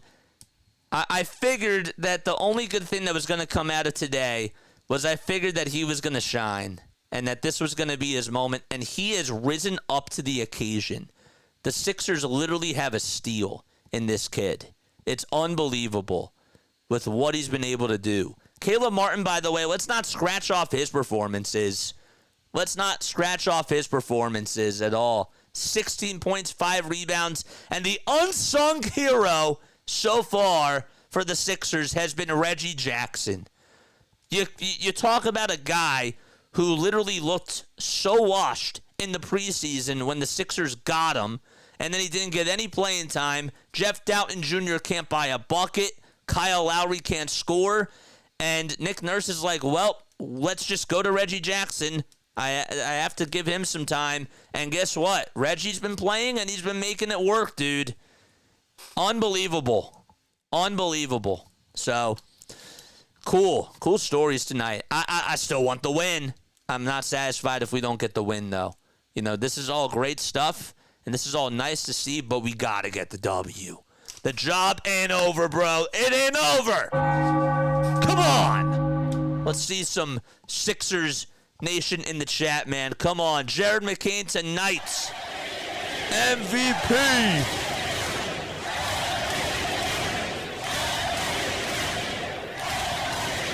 Let's go, baby. All right. So here we go. Shot goes up by Cleveland. It goes up. No good. It almost trickled in, too. Sixers grab the rebound. Reggie Jackson has it in the front court for the Sixers. Sixers, can they try to get a shot here? 7:12 left to go in the fourth quarter. Jackson back outside of Yabusele. Wide open three-pointer. No. Council tries to fight. Gets the rebound and snags it from Dean Wade. Council lost it, but a foul called. Good job by Ricky Council the fourth to get physical with Dean Wade. And Wade bought in on the reach and foul. Let's go. I just love this kid. Don't care what people say. He just doesn't care. He doesn't, man. It is beautiful to see what he's been able to do out there on the court every time he gets an opportunity. That's what I like about this guy. So here comes Jackson. Jackson gets the inbound pass, and they hand it off to McCain. 29 points for him tonight. McCain gets blitzed, and finally Yabusele comes up with it. Oubre down the lane. Layup. It's good. And the Sixers now down by a deuce. 6:45 left to go in the fourth quarter.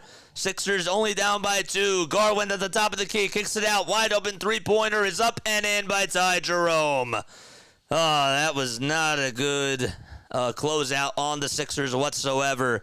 And now it's back to a 5-point ball game. Fake handoff from Yabusele. Yabusele tries to give it up to McCain. McCain gets a screen, steps back, and we have a foul called against the Cleveland Cavaliers. It'll be on Karis LeVert. Well, now he's getting more attention. He certainly is, and you got to put him in the game plan, that's for sure.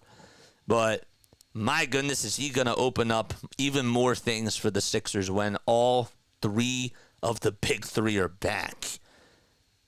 We might have a big 4, ladies and gentlemen. We might have a big 4. Oubre back outside to Yabusele. Dribble handoff to Reggie Jackson. Jackson at the foul line. Steps back. Kicks it back out to Ricky Council. Wide open three-pointer. No good. Yabusele with the offensive rebound, though. Sixers reset. Oubre at the top of the key. Takes a jab step over at the top of the perimeter. He wants to dance. And a foul called on Ty Jerome as Oubre lands into a push-up position. And he does 4 while he's at it on the ground. 6:02 left to go in the fourth quarter. And still plenty of basketball left to be playing. Let's go. Oh man, Dartmouth, you're the best, dude. I really appreciate that. That's a big compliment from you. What if I told you that you're the best play-by-play broadcaster on YouTube? Almost overqualified even. Dude, thank you so much. McCain gets the inbound pass, goes down the lane, kicks it out. Oubre, three-pointer on the near corner, no good. And he thought he was fouled. He was fading away. Garland gets it in the front court. LeVert Has to try to go over the layup. Good job by Reggie Jackson to play physical defense, and Yabusele gets the rebound. Man, Reggie Jackson had him on a one-on-one. McCain's wide open, and yet Jackson didn't even see him. McCain from another area code. Bang! Bang! Jared McCain with his first 30-point performance tonight. Oh, what a shot by Jared McCain from 30 feet out at the three-point line. Wade inside to Mobley and one. Evan Mobley with a two-pointer, and he'll go to the line for one more. 100-96. That was an unbelievable shot by Jared McCain. And it's funny because he was even calling for the ball before. He was wide open for literally 5 seconds. And he had all the time in the world to just get it. And then finally, when Reggie Jackson saw him, he still gave it up to him, and he still was able to knock it down. Unbelievable. 5:16 left to go in quarter number 4. The foul shot by Mobley. He answers back. And back to a 5-point game it is. 32 points for Jared McCain. Timeout called by the Sixers. 6 for 12 from downtown he is in this ball game. Oh, my gosh. We still got plenty of game left to go. Come on. If you're not excited about this, I don't know what else to tell you. I don't know what else to tell you. I was dreading doing this game tonight. I was dreading doing this game tonight, and what do you know?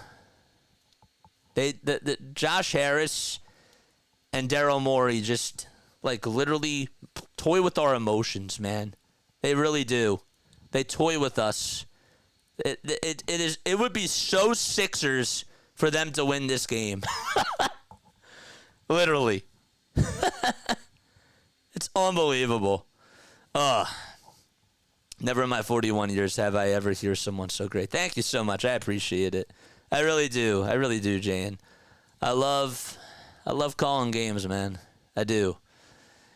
Baseball's fun. We get to do it every day. It's a soundtrack. You know, football is really nice. There's a lot of emotion, and it's sort of in between basketball and baseball in regards to the action, and then basketball is just continuous.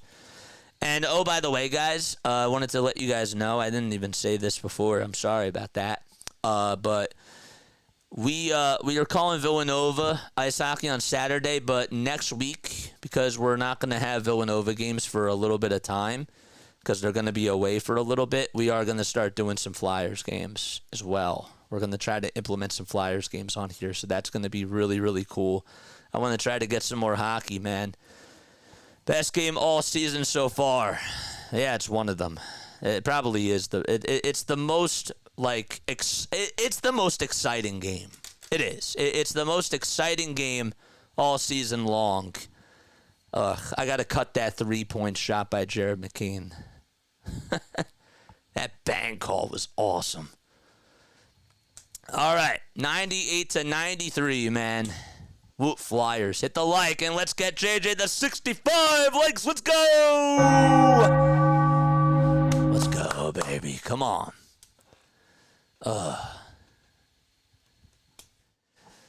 98-93, and still plenty of time left to go in the fourth quarter. Sorry, 101-96. Sorry about that. This thing did not update.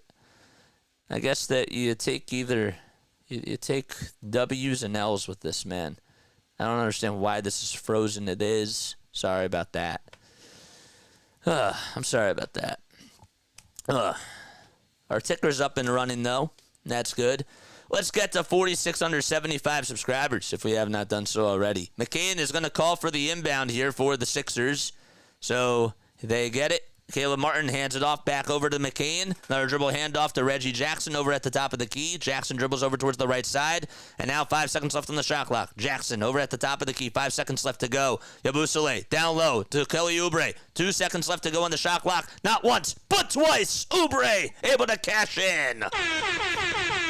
Let's go. 101-98, and still plenty of time left to go. Both teams each have 3 timeouts left. Garland back out there for the Cavs. He goes over towards the top of the key, tries to lay it up and lay it in. Sixers have got to get some stops on defense. It can't be trading buckets, man. That's the name of the game. You cannot be doing that right now.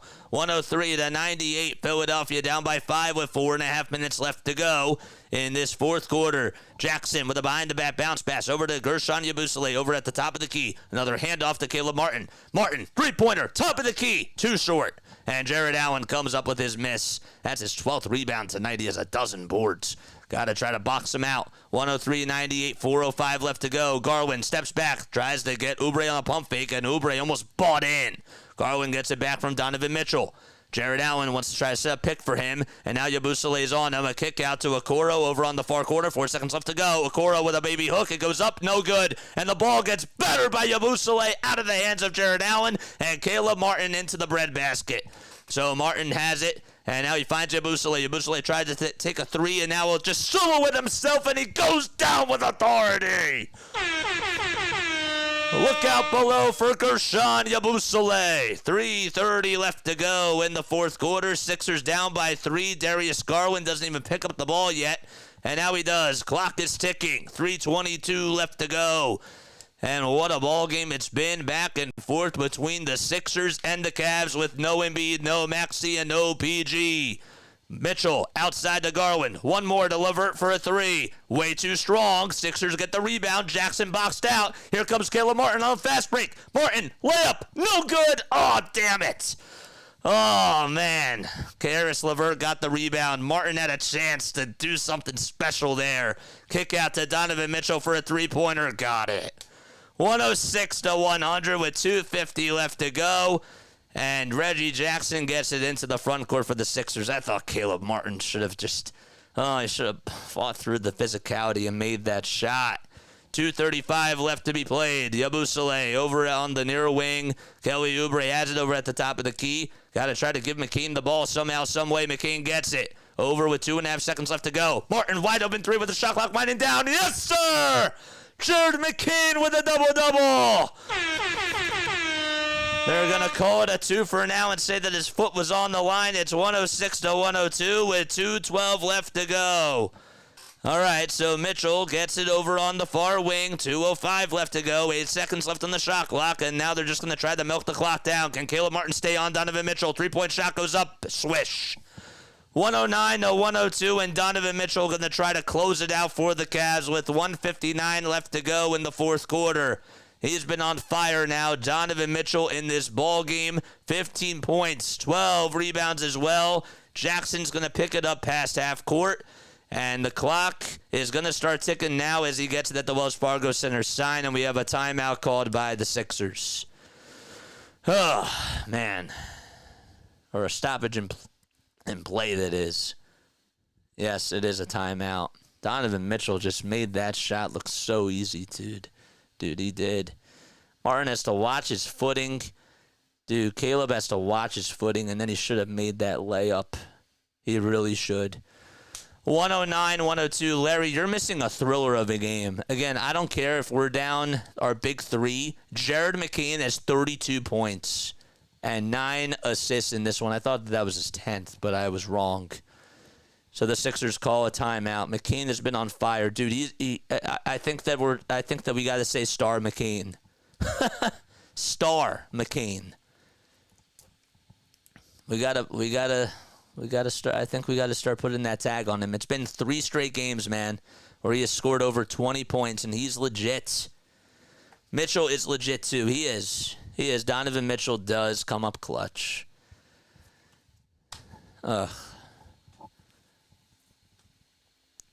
I know that we got to rack up the wins, and again, I'll talk about this during the postgame show. Please come on for the postgame show, by the way. Postgame show link is posted right now. Here it is. That's the link. Let's come on and let's talk about the Sixers. Still think this team, this is the team's best effort as a group. I do too, and that's the... I did not think that we would have moral victories today, but I got to tell you, I'm proud. I'm actually really proud of this team, man. Come on, man. Come on. I still want us to get the dub.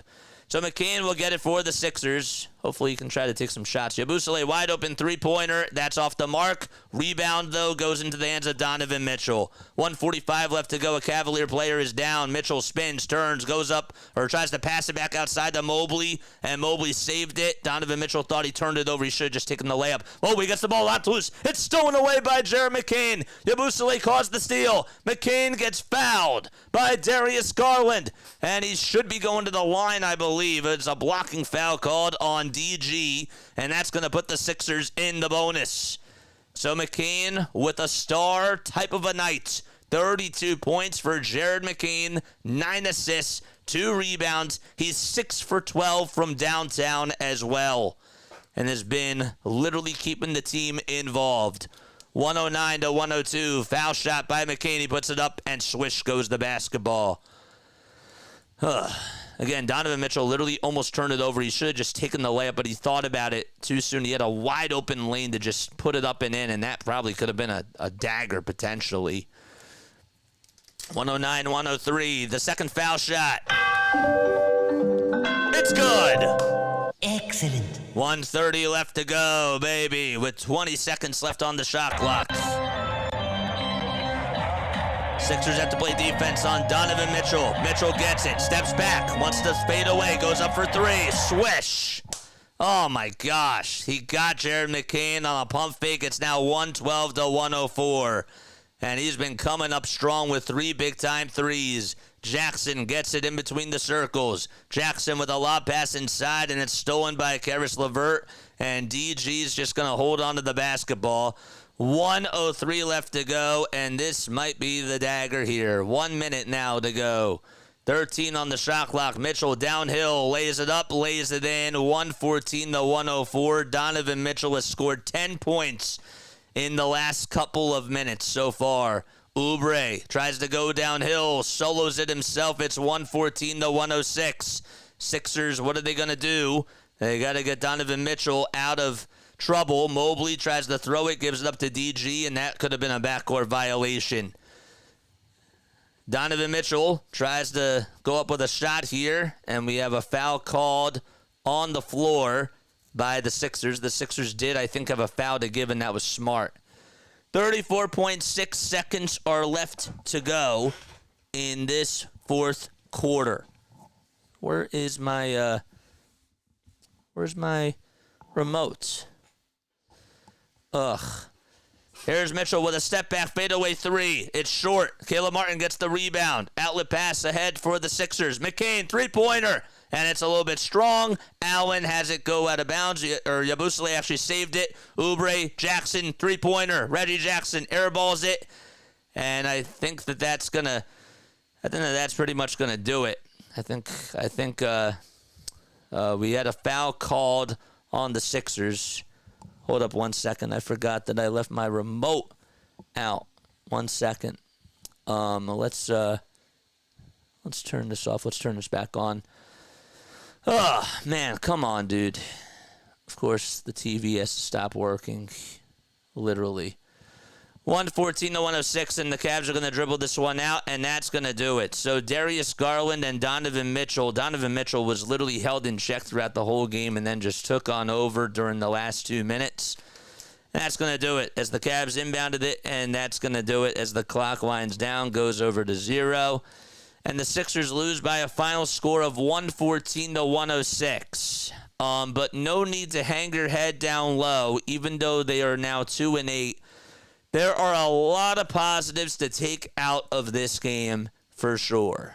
And you figured it was going to be tough for them to beat the Cavaliers. And I still wanted them to get the win, no doubt about it. But there's a lot of positives I take away from this one. And I am very just proud of the fight.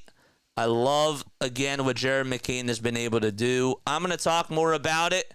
We're going to take a little break, and then we'll be back on in 5 minutes to have a little post-game show. There's a lot of things to talk about. And please join the Discord server. We're going to start the event, and then we'll be back in 5 minutes, man. All right? So that's what we'll do. Don't forget that. JJ, that was awesome. Yeah, that was a great game, honestly. I come away with a lot of positives out of this because of all the circumstances, and honestly, because Jared McCain put up 34 points. I mean, there's no question about it now. He needs to be a starter. He has to be a starter. He's my player of the game. I love watching this kid play.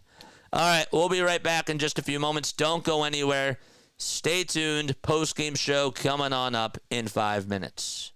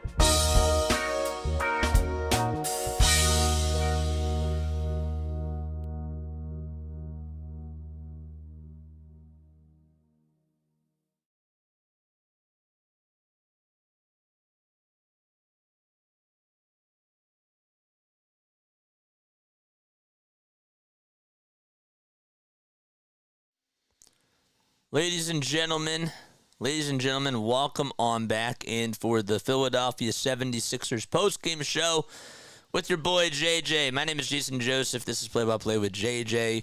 The Sixers did lose another one tonight, 114-106. But the main storyline for tonight's game is that the Sixers were undermanned and yet went toe-to-toe with a 12-0 Cavaliers team, and they almost stole that from them. And I have a couple things that I want to say, and then I want to give it up to you guys. Please join the Discord server if you want to come on and give your thoughts. By all means, make sure that you do that. Here's the link. Let's talk about those Sixers, baby. Because I am looking at this a different way tonight, okay? Your team was undermanned and went toe-to-toe with the Cleveland Cavaliers. I understand from last night that a lot of people's frustration with the team, obviously part of it was because the big three just can't stay healthy, right? But the other part is that when they were undermanned, at times they wouldn't give effort out there. Tonight, the effort was there. They gave 100% effort tonight. Unfortunately, they lost because Donovan Mitchell got really hot at the end, took over the game, hit 3 big-time three-pointers, and pretty much put a jab in the Sixers' heart. But that was not a good win by the Cavs at all whatsoever. The Sixers out-hustled them, and the Sixers played so well, and it starts off with the rookie star, Jared McCain.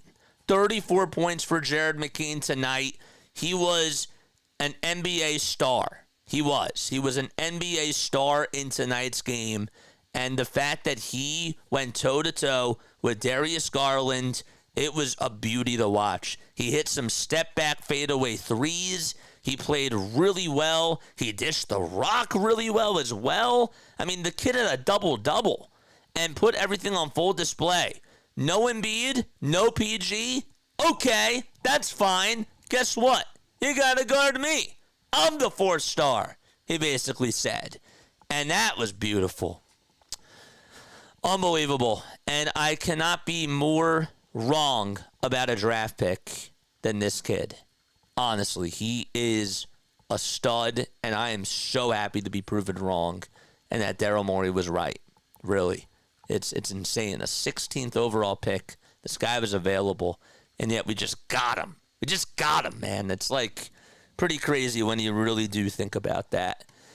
But yeah, I was really impressed with how this team hustled. Jared McCain also played really good defense out there too, by the way. He had a couple of really nice steals. Again, he's undersized and he's playing really good defense. Like, he sort of gives me like Tyrese Maxey vibes. And the one thing about Tyrese Maxey that he didn't have in his rookie year, and this is no disrespect to Tyrese, but he was afraid to shoot. I feel like the one thing that McCain is afraid to do is attack. And that's like what Tyrese Maxey came into the league doing. He attacked and finished a lot with floaters at the rim, but he was sort of the opposite, right? Like, he was afraid to shoot. And now Tyrese Maxey's not afraid to pull the trigger, but this kid's confidence is unbelievable. Just the guts that he has. Dude, he pulled up from the logo and wasn't afraid to pull up from there, and then he almost knocked that down. And then there was one possession towards the 4th quarter, and I think that was when he got his 32nd point, where he was wide open for like 5 seconds. Reggie Jackson wasn't even looking, right? Reggie Jackson was not even looking for him, and yet Jared was wide open. And yet, even when he got the ball, he was being covered, and he was over towards the Sixers bench, and he made a 3 from there in that guy's face and swished it. This kid has balls. He has guts. And he's fun. He's so explosive. And I can't believe that the Sixers got him. This changes a lot of things, man. It does. It makes you really think. Obviously, things are going to be different when the big three are playing. But this guy can be something. And he absolutely should be in the starting rotation, if not coming off the bench and being that spark plug off the bench. So Jared McCain tonight is my number one positive that I take away from this game. The best game of his rookie season so far, and just unbelievable what he was able to do out there, seriously. 34 points, 10 assists, 2 steals. Only had 3 turnovers, too, by the way. 12 for 26 from the field. Dude, he had 26 shot attempts. 26 shot attempts, dude. Another positive that I took away was that Kelly Oubre actually played the best game of his season so far. He actually had it tonight. 20 points for him, 6 rebounds. He was aggressive. He looked really good when he was driving it to the rim. I thought that he looked really sharp out there. I thought Gershon actually had a couple of really nice possessions. I think that his role, honestly, I don't think it's power forward. I'm starting to kind of see that he's thriving when he's taking on centers and going up against bench type of centers. And Andre Drummond was ruled out tonight, but this guy really took on over and sort of held his own. He did. So I'm just curious to see how they're going to try to implement him, and I don't know if you can put him out there at the 4. I would like to try it, with Joel Embiid out there and have him start at the 4. I still think that we could use another stretch 4, but, he hasn't been a bad option, and now he's showing me that he can actually play some of the 5 a little bit when he's going up against smaller backup centers. So I take that as a positive, too. That hasn't been his first rodeo where he's done that. In that one game against the Charlotte Hornets, the one thing that Nick Nurse did that I didn't agree with, but going into the third quarter, was he put Gershon at the 5 and pulled Andre Drummond. And that worked. It did. Gershon had like 8 or 10 points in that third quarter alone and did a really good job in that game. So I think that he's something to look for in regards to a potential backup center and maybe get some minutes down there. It's going to be tough. It's going to be tough for him because he doesn't have the experience like Andre Drummond has, but I think he's outplaying Andre Drummond. I'll tell you that. I do. I really think he's outplaying him. Caleb Martin had a good game tonight. Dude, he shot a couple of fadeaway jumpers off the dribble and it looked smooth. I think that he's shooting out of his slump. The shot still doesn't look as great, but it's money. 8 for 13 from the field, 1 for 4 from 3. He did have 2 turnovers, but again, he had a couple of steals, 7 rebounds, 18 points. He played good tonight. If you leave him wide open, he can cash the threes, man. That's what he can do. So he was a positive, and my biggest surprise tonight as a positive was Reggie Jackson. Reggie Jackson came on in and balled. Nick Nurse had his hands tied. Nick Nurse didn't know what to do. He wasn't getting any production from Jeff Doughton Jr., and he was like, you know what? I have had enough of this. Kyle Lowry's not giving me much. Kyle Lowry didn't even play in the second half, by the way, in case you didn't realize. No points again for him. I think that Nick Nurse is done with the Kyle Lowry stuff. He went 0 for 6 from the field. I love Kyle Lowry, too. Like, don't get me wrong. It's just that he can't be playing now. He's old, and he just doesn't have it anymore. I want him coming in spurts, but he can't be getting that much playing time. But back to my point is that Nick Nurse had his hands tied and couldn't really do anything, and Reggie Jackson comes off the bench, and first 8 minutes, he gives you 8 points. It was nice to see. I can't rely on that a lot of the times, but it worked. And Nick Nurse made a lot of great adjustments tonight. This was his best coach game that he's had this year, for sure. He coached his butt off tonight. And again, you want to try to get a win because you have to rack up the W's, right? But you have to sort of understand the context, too, of where this team is and what actually happened tonight. They almost won a game without their big 3, and yet their rookie led them against a team that was undefeated. Almost doesn't count. However, when you have when you're undermanned and you're the underdog like that, you feel good. You feel good after that type of an effort. That was an A-plus effort tonight by them. Where did it go wrong? Again, Donovan Mitchell got hot at the right time. Donovan Mitchell was cold throughout the whole game, and then Donovan Mitchell just does what Donovan Mitchell does. He's a top 12 NBA player. He is.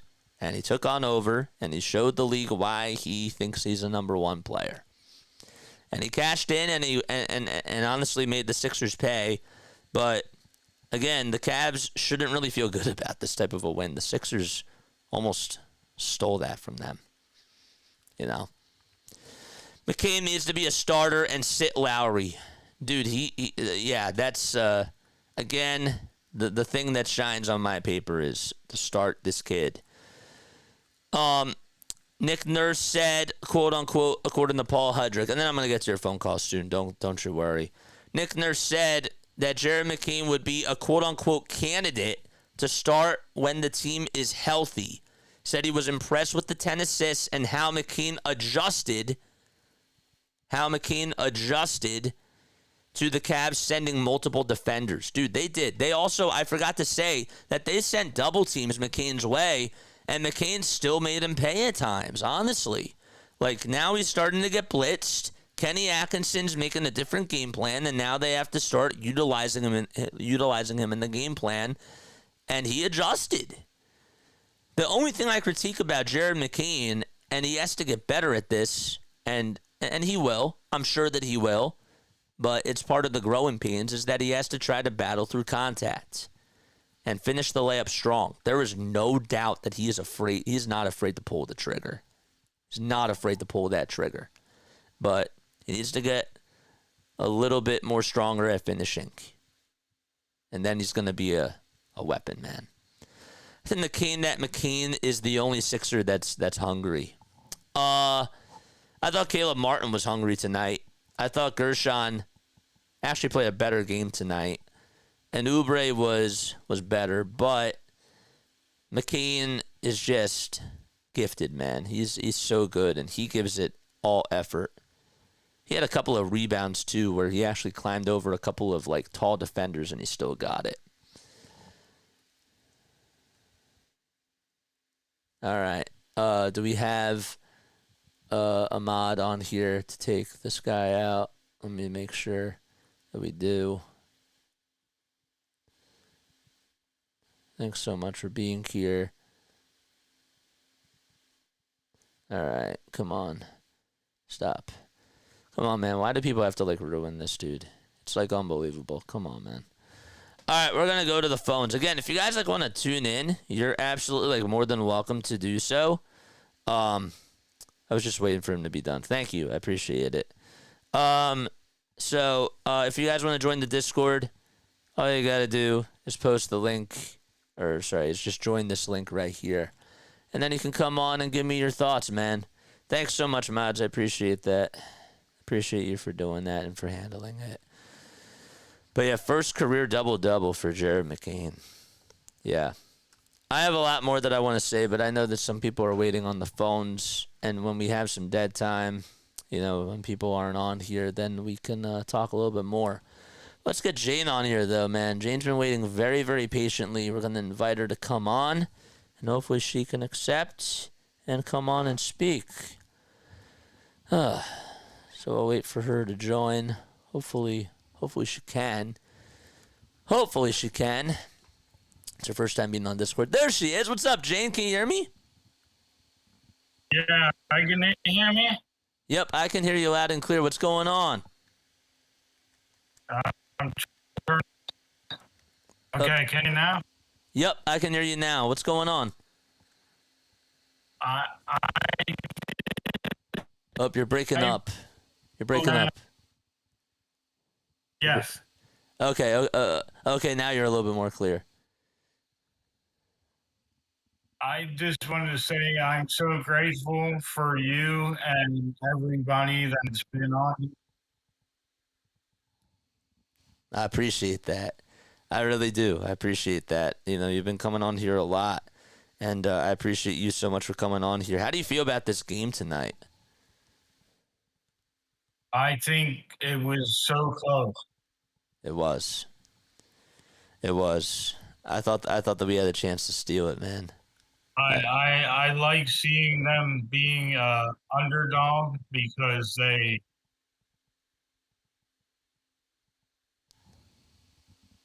Oh, wait, are you still there? I think I lost you. Oh no. Must be your internet. Sorry. Ugh. Come back on once again. Hopefully we can get you a better internet connection because I want to hear what you have to say. I really do. We'll try to get you back on in a little bit. Again, if you want to join the Discord server, you're more than welcome to. I am taking phone calls for sure. Oh wait, I forgot. This is I forgot that I have my little post game scene up here. I forgot to put that up. Sorry about that.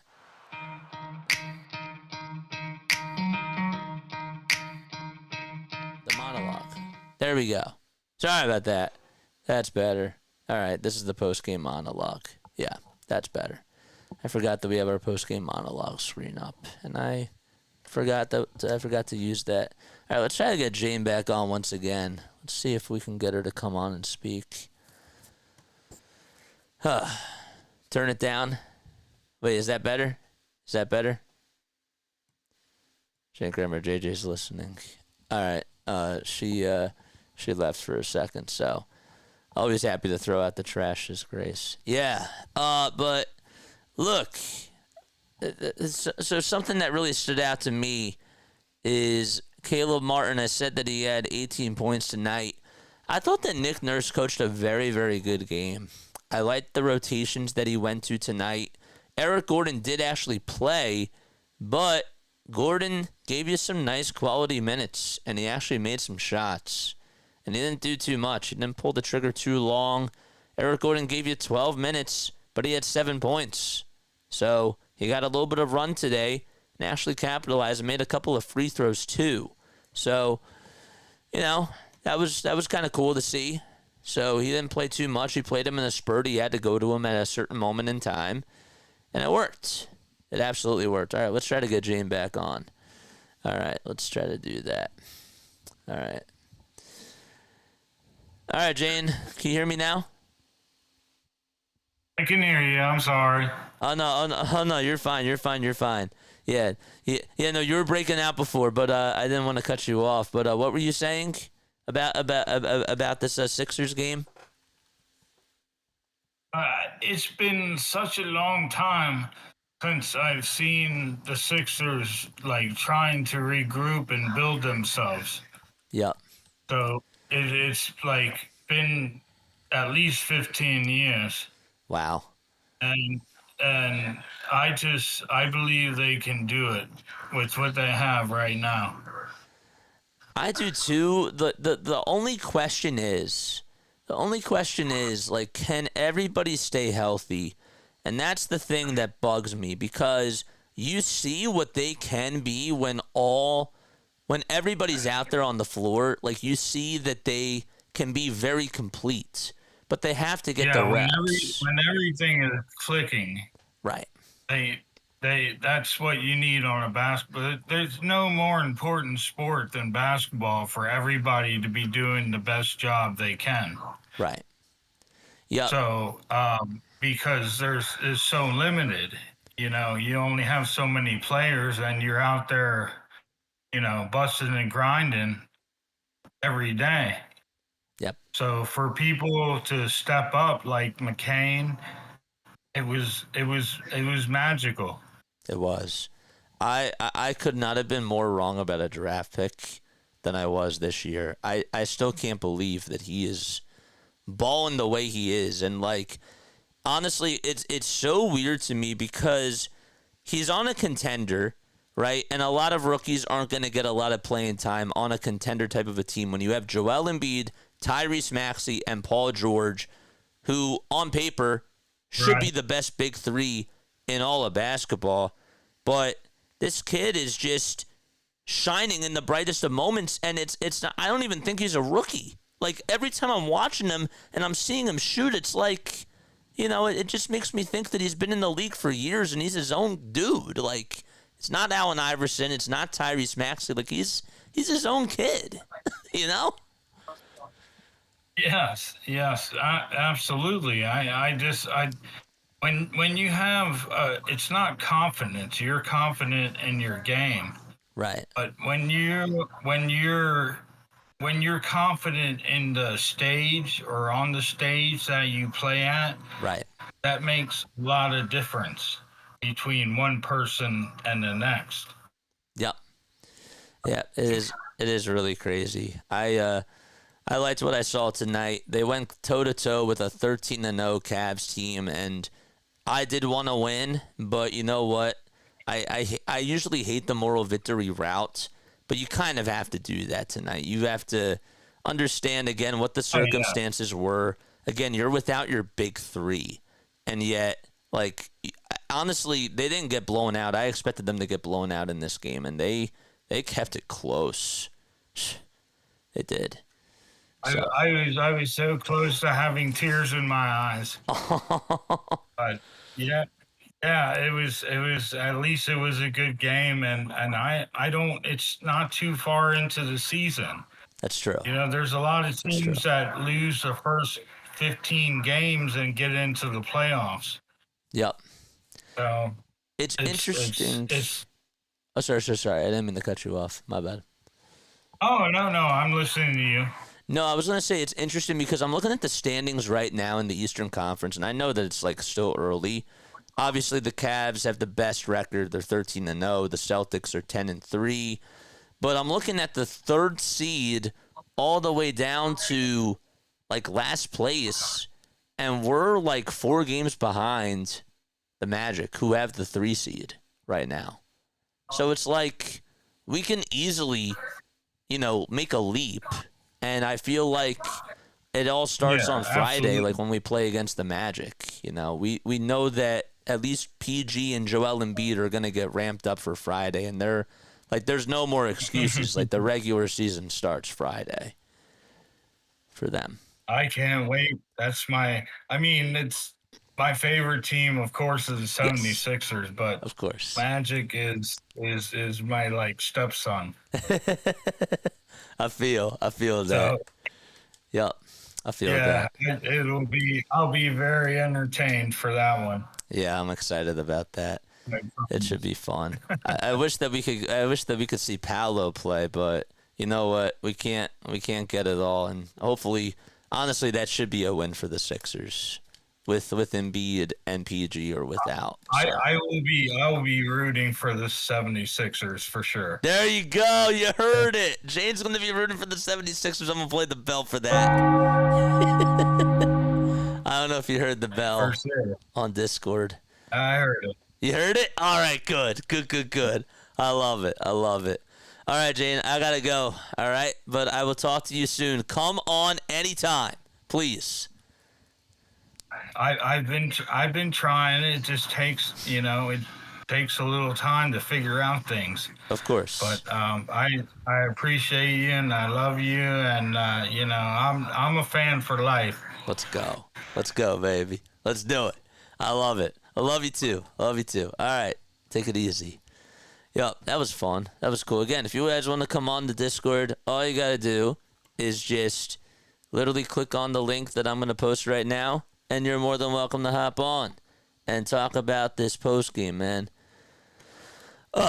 Nick Nurse on how much Jared McCain's string of recent games has changed his vision for the rookie guard in the short and medium term. Well, I need a quote. There, man.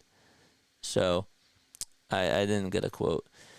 RB tweeted out, shout out to RB, of course, in Jared McCain's first start, a game where the team is down 4 players, he's attacking every possession. He's being guarded as the primary scoring option and can't be stopped. Haven't seen this level of IQ from a rookie in a very long time. I mean, the sky is the limit for this kid. Like, I don't know what else to say. I feel like I'm watching. Every time he's out there, he just gets better and better and better, and he doesn't have a ceiling. Like, he's showing me star potential. And tonight again, it's his first start out there, and he gets 32 points and a double-double. I didn't even know he could pass the rock like he was doing. Seriously, like his facilitating is good, and yeah, I don't know like what else to say. I guess that they probably could start using him as a point guard at times, and there's no doubt that he should be starting. Like he should be, especially now. Ride the hot wave, man. Ride the hot wave. And unless he goes, and I pray to God this doesn't happen, but if he just gives you a bad play, for a little bit of time, then you can make those changes. But you got to keep playing him. You have to keep playing him out there. No doubt about it. Thank you. I've been trying. It was so nice to talk one-on-one. Isn't that awesome? Dude, you're the best, man. McCain is a starter. Nurse needs to make him a starter. I'm going to literally make a sign. I'm going to make a sign after this.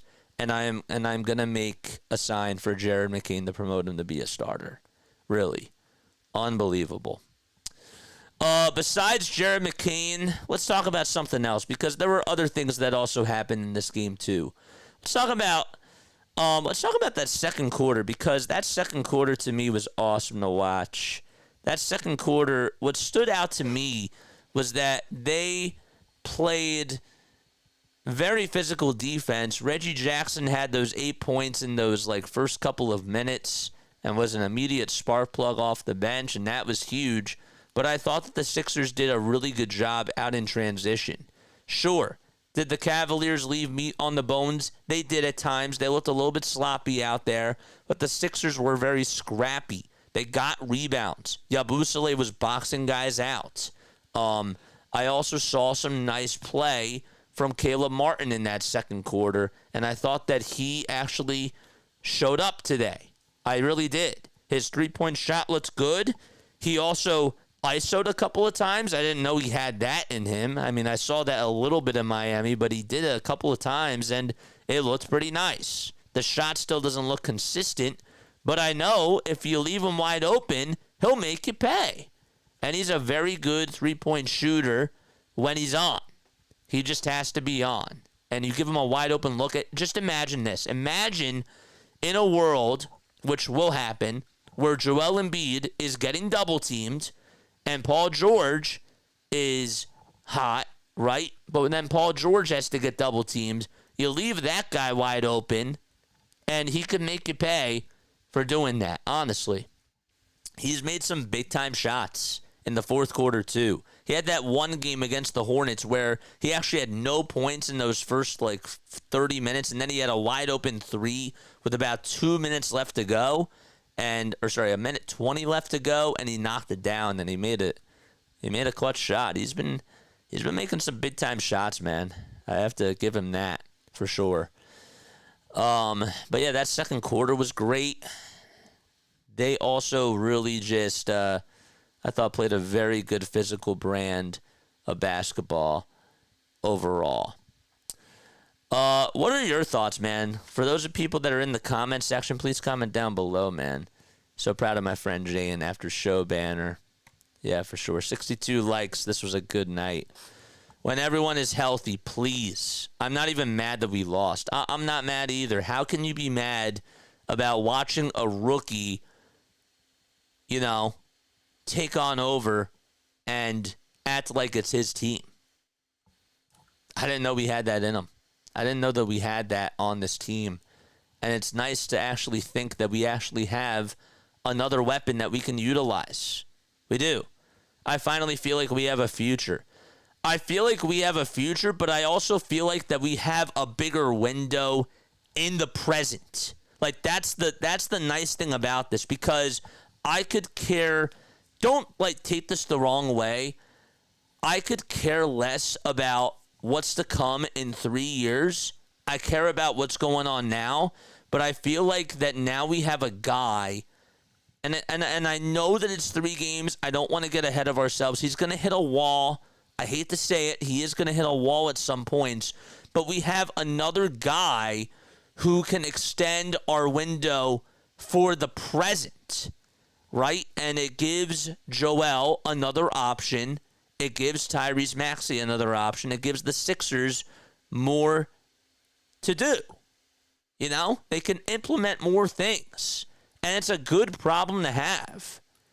So, to me, there should never be a lineup where one of those four guys isn't out there. One of those four guys has to be out there at all times, if not two of those four guys. You know? So, again, I am proud of how they played. I thought Kelly Oubre had his best game of the season, too. I thought that he was aggressive. He made a couple of threes as well. That were some big-time shots. I love what Kelly Oubre does. And when he's on, and it's nice to see. But I thought that he played really well today. This was his best game of the season, for sure. That third quarter, I thought that they started off a little bit cold. I understand what you're saying about the present. Yeah, it extends. We're extending the window, but we're also, like, extending what we potentially can do in the present moment. Like, that's what's cool, is that I'm happy that, yes, that we have a bigger window for our future, but the present is now absolutely relevant, and it's great. Because maybe that's the difference, and I'm not trying to look far ahead, but if there is a world where our big three is healthy and we get into the playoffs and we have them and we have to go up against a team like New York in the second round, maybe we can get past that just simply because we have this guy who can just put the ball on the floor and just go get a bucket. You know what I mean? Like, that to me is like what makes it even more exciting. And it takes a lot of you're putting pressure on the rookie, but at the same time, you're really not, because realistically speaking, it's not even his team. You know? So if you have him as the fourth option, man, imagine him coming out of the shadows like in the next couple of years and then just taking on over with Maxey in the backcourt. Isn't that wild? It's wild to think about. Love you all and good night, says Jane. Yes. Thank you all Jane, thank you so much for coming by. Shout out to you. Shout out to you for sure. If anybody else wants to hop on over here, we're going to take more and more phone calls, and we'll continue to talk about this team for sure. You have another person that can step up, and that's what takes the pressure off of all the players. Yes. And you can't double team him. That's the thing, is that he's going to get looks too. And he can actually catch and shoot the three and create his own shot. He's NBA ready, you know? So it's like you don't even have to rely on him going through a lot of growing pains, because he's not the number one option now. He's not even the number two option. And maybe not even the number three. He can be the number three or the number two at times. I don't know if he's ever going to be the number one when the big three is out there, but he can step up. He adds more fuel to the fire for the Sixers. And that's what's so exciting, is that now we have a legitimate guy who can, put the ball on the floor and just go get a bucket. How can we not? I continue to glaze over this kid, but he deserves it. I'm so proud that I was wrong. I'm so proud that I was wrong. I wasn't happy about being wrong about Markelle Fultz. I thought that Markelle Fultz was going to be something. I was wrong about that, and I was not happy. But you know what? This guy is doing everything. I actually think in some ways he is who Markelle Fultz was supposed to be. Think about that. Think about that. Jared McCain, in his first 10 games, is what Markelle Fultz was supposed to be. A guy that can put the ball on the floor, create his own shot. This kid can also go out there and get you rebounds. He's shorter. He doesn't even have a bigger wingspan. Markelle Fultz has a bigger wingspan than he does. And yet, he's balling. You know what I mean? Like, this is who Markelle Fultz was supposed to be. Crazy. Crazy when you actually think about that and you process it. What else stood out? That fourth quarter, going back. So, let's go back to the third quarter real quick, okay? The third quarter, they came out flat. They did. They came out very flat in that third quarter. Oubre did have a couple of free throws that he made to put them up by 8, but then from there, they lost momentum. And that was, to me, a game changer because you kept Cleveland involved in the game. They went on a big run. They had Garland, who made a 4-foot floater. We couldn't stop Darius Garland in that third quarter for some reason, and he gave them life. And then I thought that, Caleb Martin made a pull-up jumper, and then he got the bucket on the other side. Then it was Isaac Okoro who responded, and he had a 3 off of a nice assist by Darius Garland. And then Mobley had an and-one opportunity. I thought that moment in time when they ended up losing the lead and Jared Allen made the 2. So from that 9:13 mark to the 8:17 mark, within those 59 seconds, they go on that 5-0 run, on that 8-0 run. That to me is what was the turning point of this game because Cleveland had a life again. They got back into it. And the Sixers couldn't go on a bigger run to put them away. They kept them involved, and then it got to the point where it was we're exchanging buckets back and forth in the fourth quarter. We had a hard time getting some stops on defense, and then all of a sudden, Donovan Mitchell just goes off, and there was nothing we can do to shut him down. You keep them involved in the game, eventually somebody's going to step up, and Donovan Mitchell did that tonight. So he made them pay. But that's, to me, where things went wrong, is that when you keep a superstar in the game, and when you keep the game within scoring reach, the superstars can take over. And that's what Donovan Mitchell did. And he answered the bell. So that's where it went wrong to me. McCain has just shut down all the haters. He's wiped them out. He's wiped them out. D. Mitchell is going to come back for a last run every night, says Grace. It's just what he does. He's a great ball player. He is. He's a great ball player. Again, if you guys want to come on and talk to me and chat with me on Discord, you can most certainly do that. Come on and let's talk hoops, man. Let's talk about this team. But that was where the difference was in the game to me, is that specific run. I like how tonight, and I noticed this, is that, when Embiid and when Paul George are playing last night and the Sixers lose to the Knicks, all the haters and everybody that's upset is on here, talking to me, and staying on for the post-game show. And then after a game like tonight, it's like even when we keep it competitive against the Cavs, nobody shows up, except for Grace and except for the few other people that we have on here, that's nice. But I'm just saying, it's just interesting to me how we don't, the haters are going to hate. And yeah, I don't know. Dude, the Bucks are about to lose to the Detroit Pistons.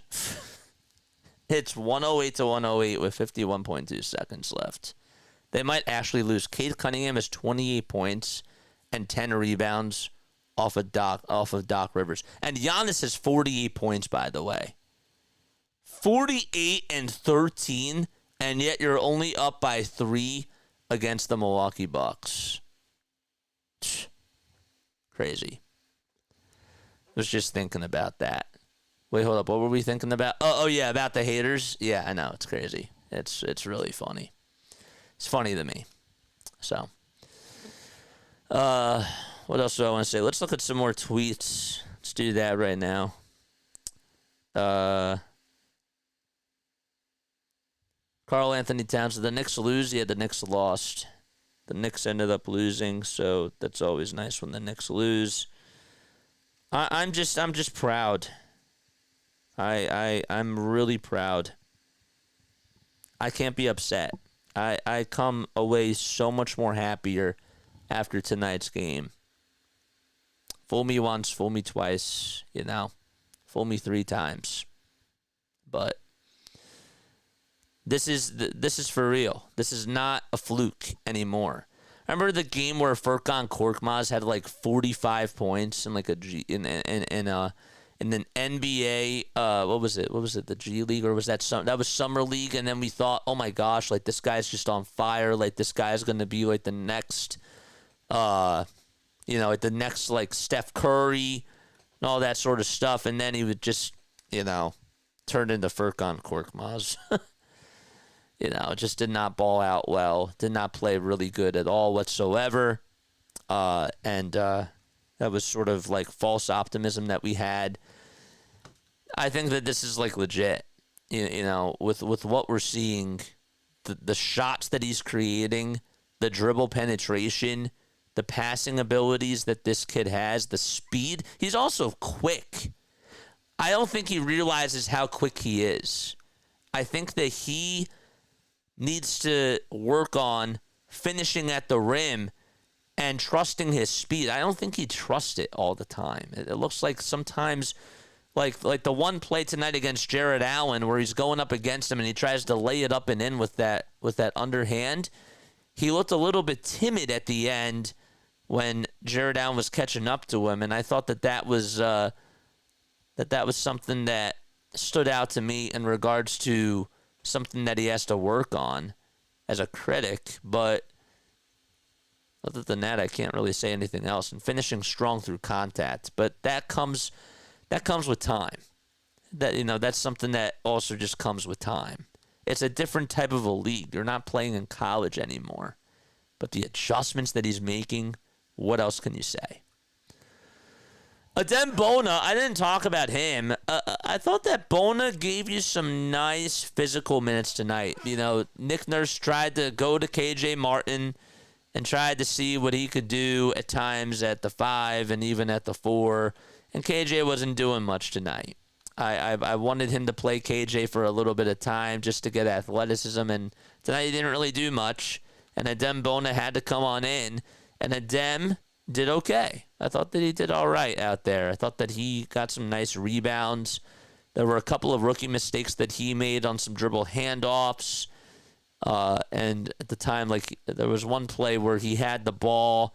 He got the ball from McCain, and then he set up a little screen for him. That was really nice. Like, it was the play where McCain tried to finish with a layup, and then Adem got the rebound, and McCain cut back door, went over towards the far corner, and he was left wide open, and nobody was looking after him. Like, that was a great recognition play that Adem made. And I thought that was kind of cool. But, yeah. Foolish me for over 20 years, Furkan. Ugh. Yeah. I don't know. This team's fun. This game was fun. This team just puts me through such a roller coaster.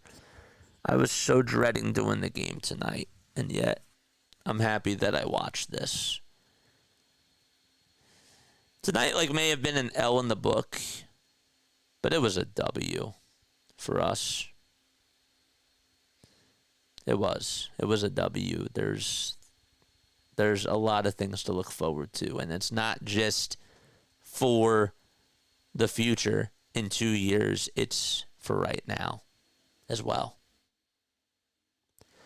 Remember when the Spurs had Kawhi Leonard coming off the bench and they had their big 3? Or when you had the big 3 in Boston and then you had Rondo as your 4th guy, and some people call that the big 4. I think that's sort of what we have now. Kawhi was a baby on those Spurs. This McCain guy is a baby assassin. It's cool. It's great. W for the team. Bono was a surprise, better than the Summer League. Yeah. Adem played good today. I didn't think that he was going to get any playing time, and I liked when Nick Nurse went to him. I wish that there was a way that we could see like all the lineups that were utilized in tonight's game, but I thought that Nick Nurse pressed all the right buttons tonight. Jeff Doughton Jr., I wanted him to play a little bit more in previous games because I thought that he was doing a good job as a facilitator.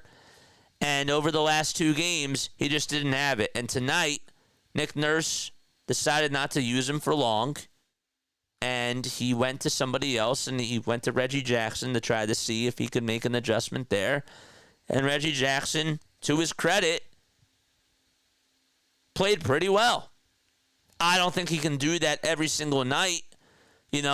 Maybe this is like a Shake Milton type of a game, like where, you have a guy coming off the bench that just has a very hot hand. And I think that that's sort of what it was in this game. But it worked tonight, and he played well. Jackson didn't play for too long. He didn't play for too short. He came in there for the right amount of time, and Nick Nurse pulled him and put him in there in the right spots. Let's do this, man. And again, don't forget, you're more than welcome to come on to the Discord server and talk some hoops with me. You can totally come on and give me your thoughts on this game. I would love to hear what you guys have to say. Again, I'm just looking at chat, and we're just reading things, and we're trying to also just continue this conversation because this was great. This was really awesome. I come out with a smile, man. I do. A nice little smile. Let's read some more quotes on Twitter. Let's do that. What else is Sixers Nation going to say? Sixers had the game, according to RB, potentially within reach and went away from the guy who was unconscious. Just frustrated. Nonetheless, a valiant effort from the shorthanded squad. Jared McCain is a star. I wasn't too upset that they didn't go to McCain as much at the end. I would have liked to see them try to... There was one drive, I think with like the 1 minute mark, where I thought that they could have gave it to him. But you have to also understand, too, that he was starting to get double teamed. And while I'm not utilizing that as an excuse, I thought that he was given the ball a lot of opportunities. I do. I didn't think that it wasn't like so blatant, like where, there was that one game where Tyrese Maxey was going off, and then for the last 5 minutes, he didn't get the ball at all. Like, that game in particular, it was last year. I think it was against the Pistons, if my memory was correct.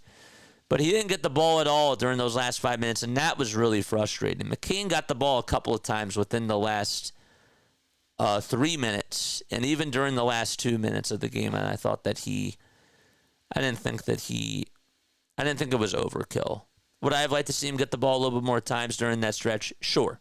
Absolutely. He has the hot hand. I want to see the kid try to close it out. Yes. But I didn't think it was so bad. I didn't think it was that egregious. When Leonard actually played. Isn't that crazy? That's really wild. JJ, I'm hoping to join you on Discord in the upcoming weeks, maybe with some Aussie baseball stuff as the season starts in 2 days, dude. That's sick. That's sick, dude. That's awesome. What time is it? 10:35. We got started at what? 7:30? Is that the time that we got started? All right, JJ, time for me to go. I enjoyed the call and the after show. Stay well, my friend. Good night, Sister Grace. Yeah, I think that we're gonna wrap it up too. I'm running out of things to talk about. And, yeah, I want to leave on a positive note, Kyle Lowry better not be playing that much when all 3 of the big guys are healthy. I think Jared McCain is a good facilitator. Saw some nice playmaking abilities from him tonight, too. Put the ball right in the pocket for some of these other shooters. So, all right, I'm done. Done babbling. I love each and every one of you. Good night, Lila Tove, and I will see you all tomorrow night. We got a Birds game tomorrow night, man, 8:15 p.m. Eastern Time. I will also have a post-game show for that, too, and that will be a lot of fun. We're going to be up late tomorrow. Don't you worry. We have a lot to talk about with the Philadelphia Eagles, but I leave this with a positive. If you aren't going to tune into tomorrow's Birds game, I'll see you back on Friday. I love you all. Lila Tov, good night, and I will catch you all on the next one. Peace out.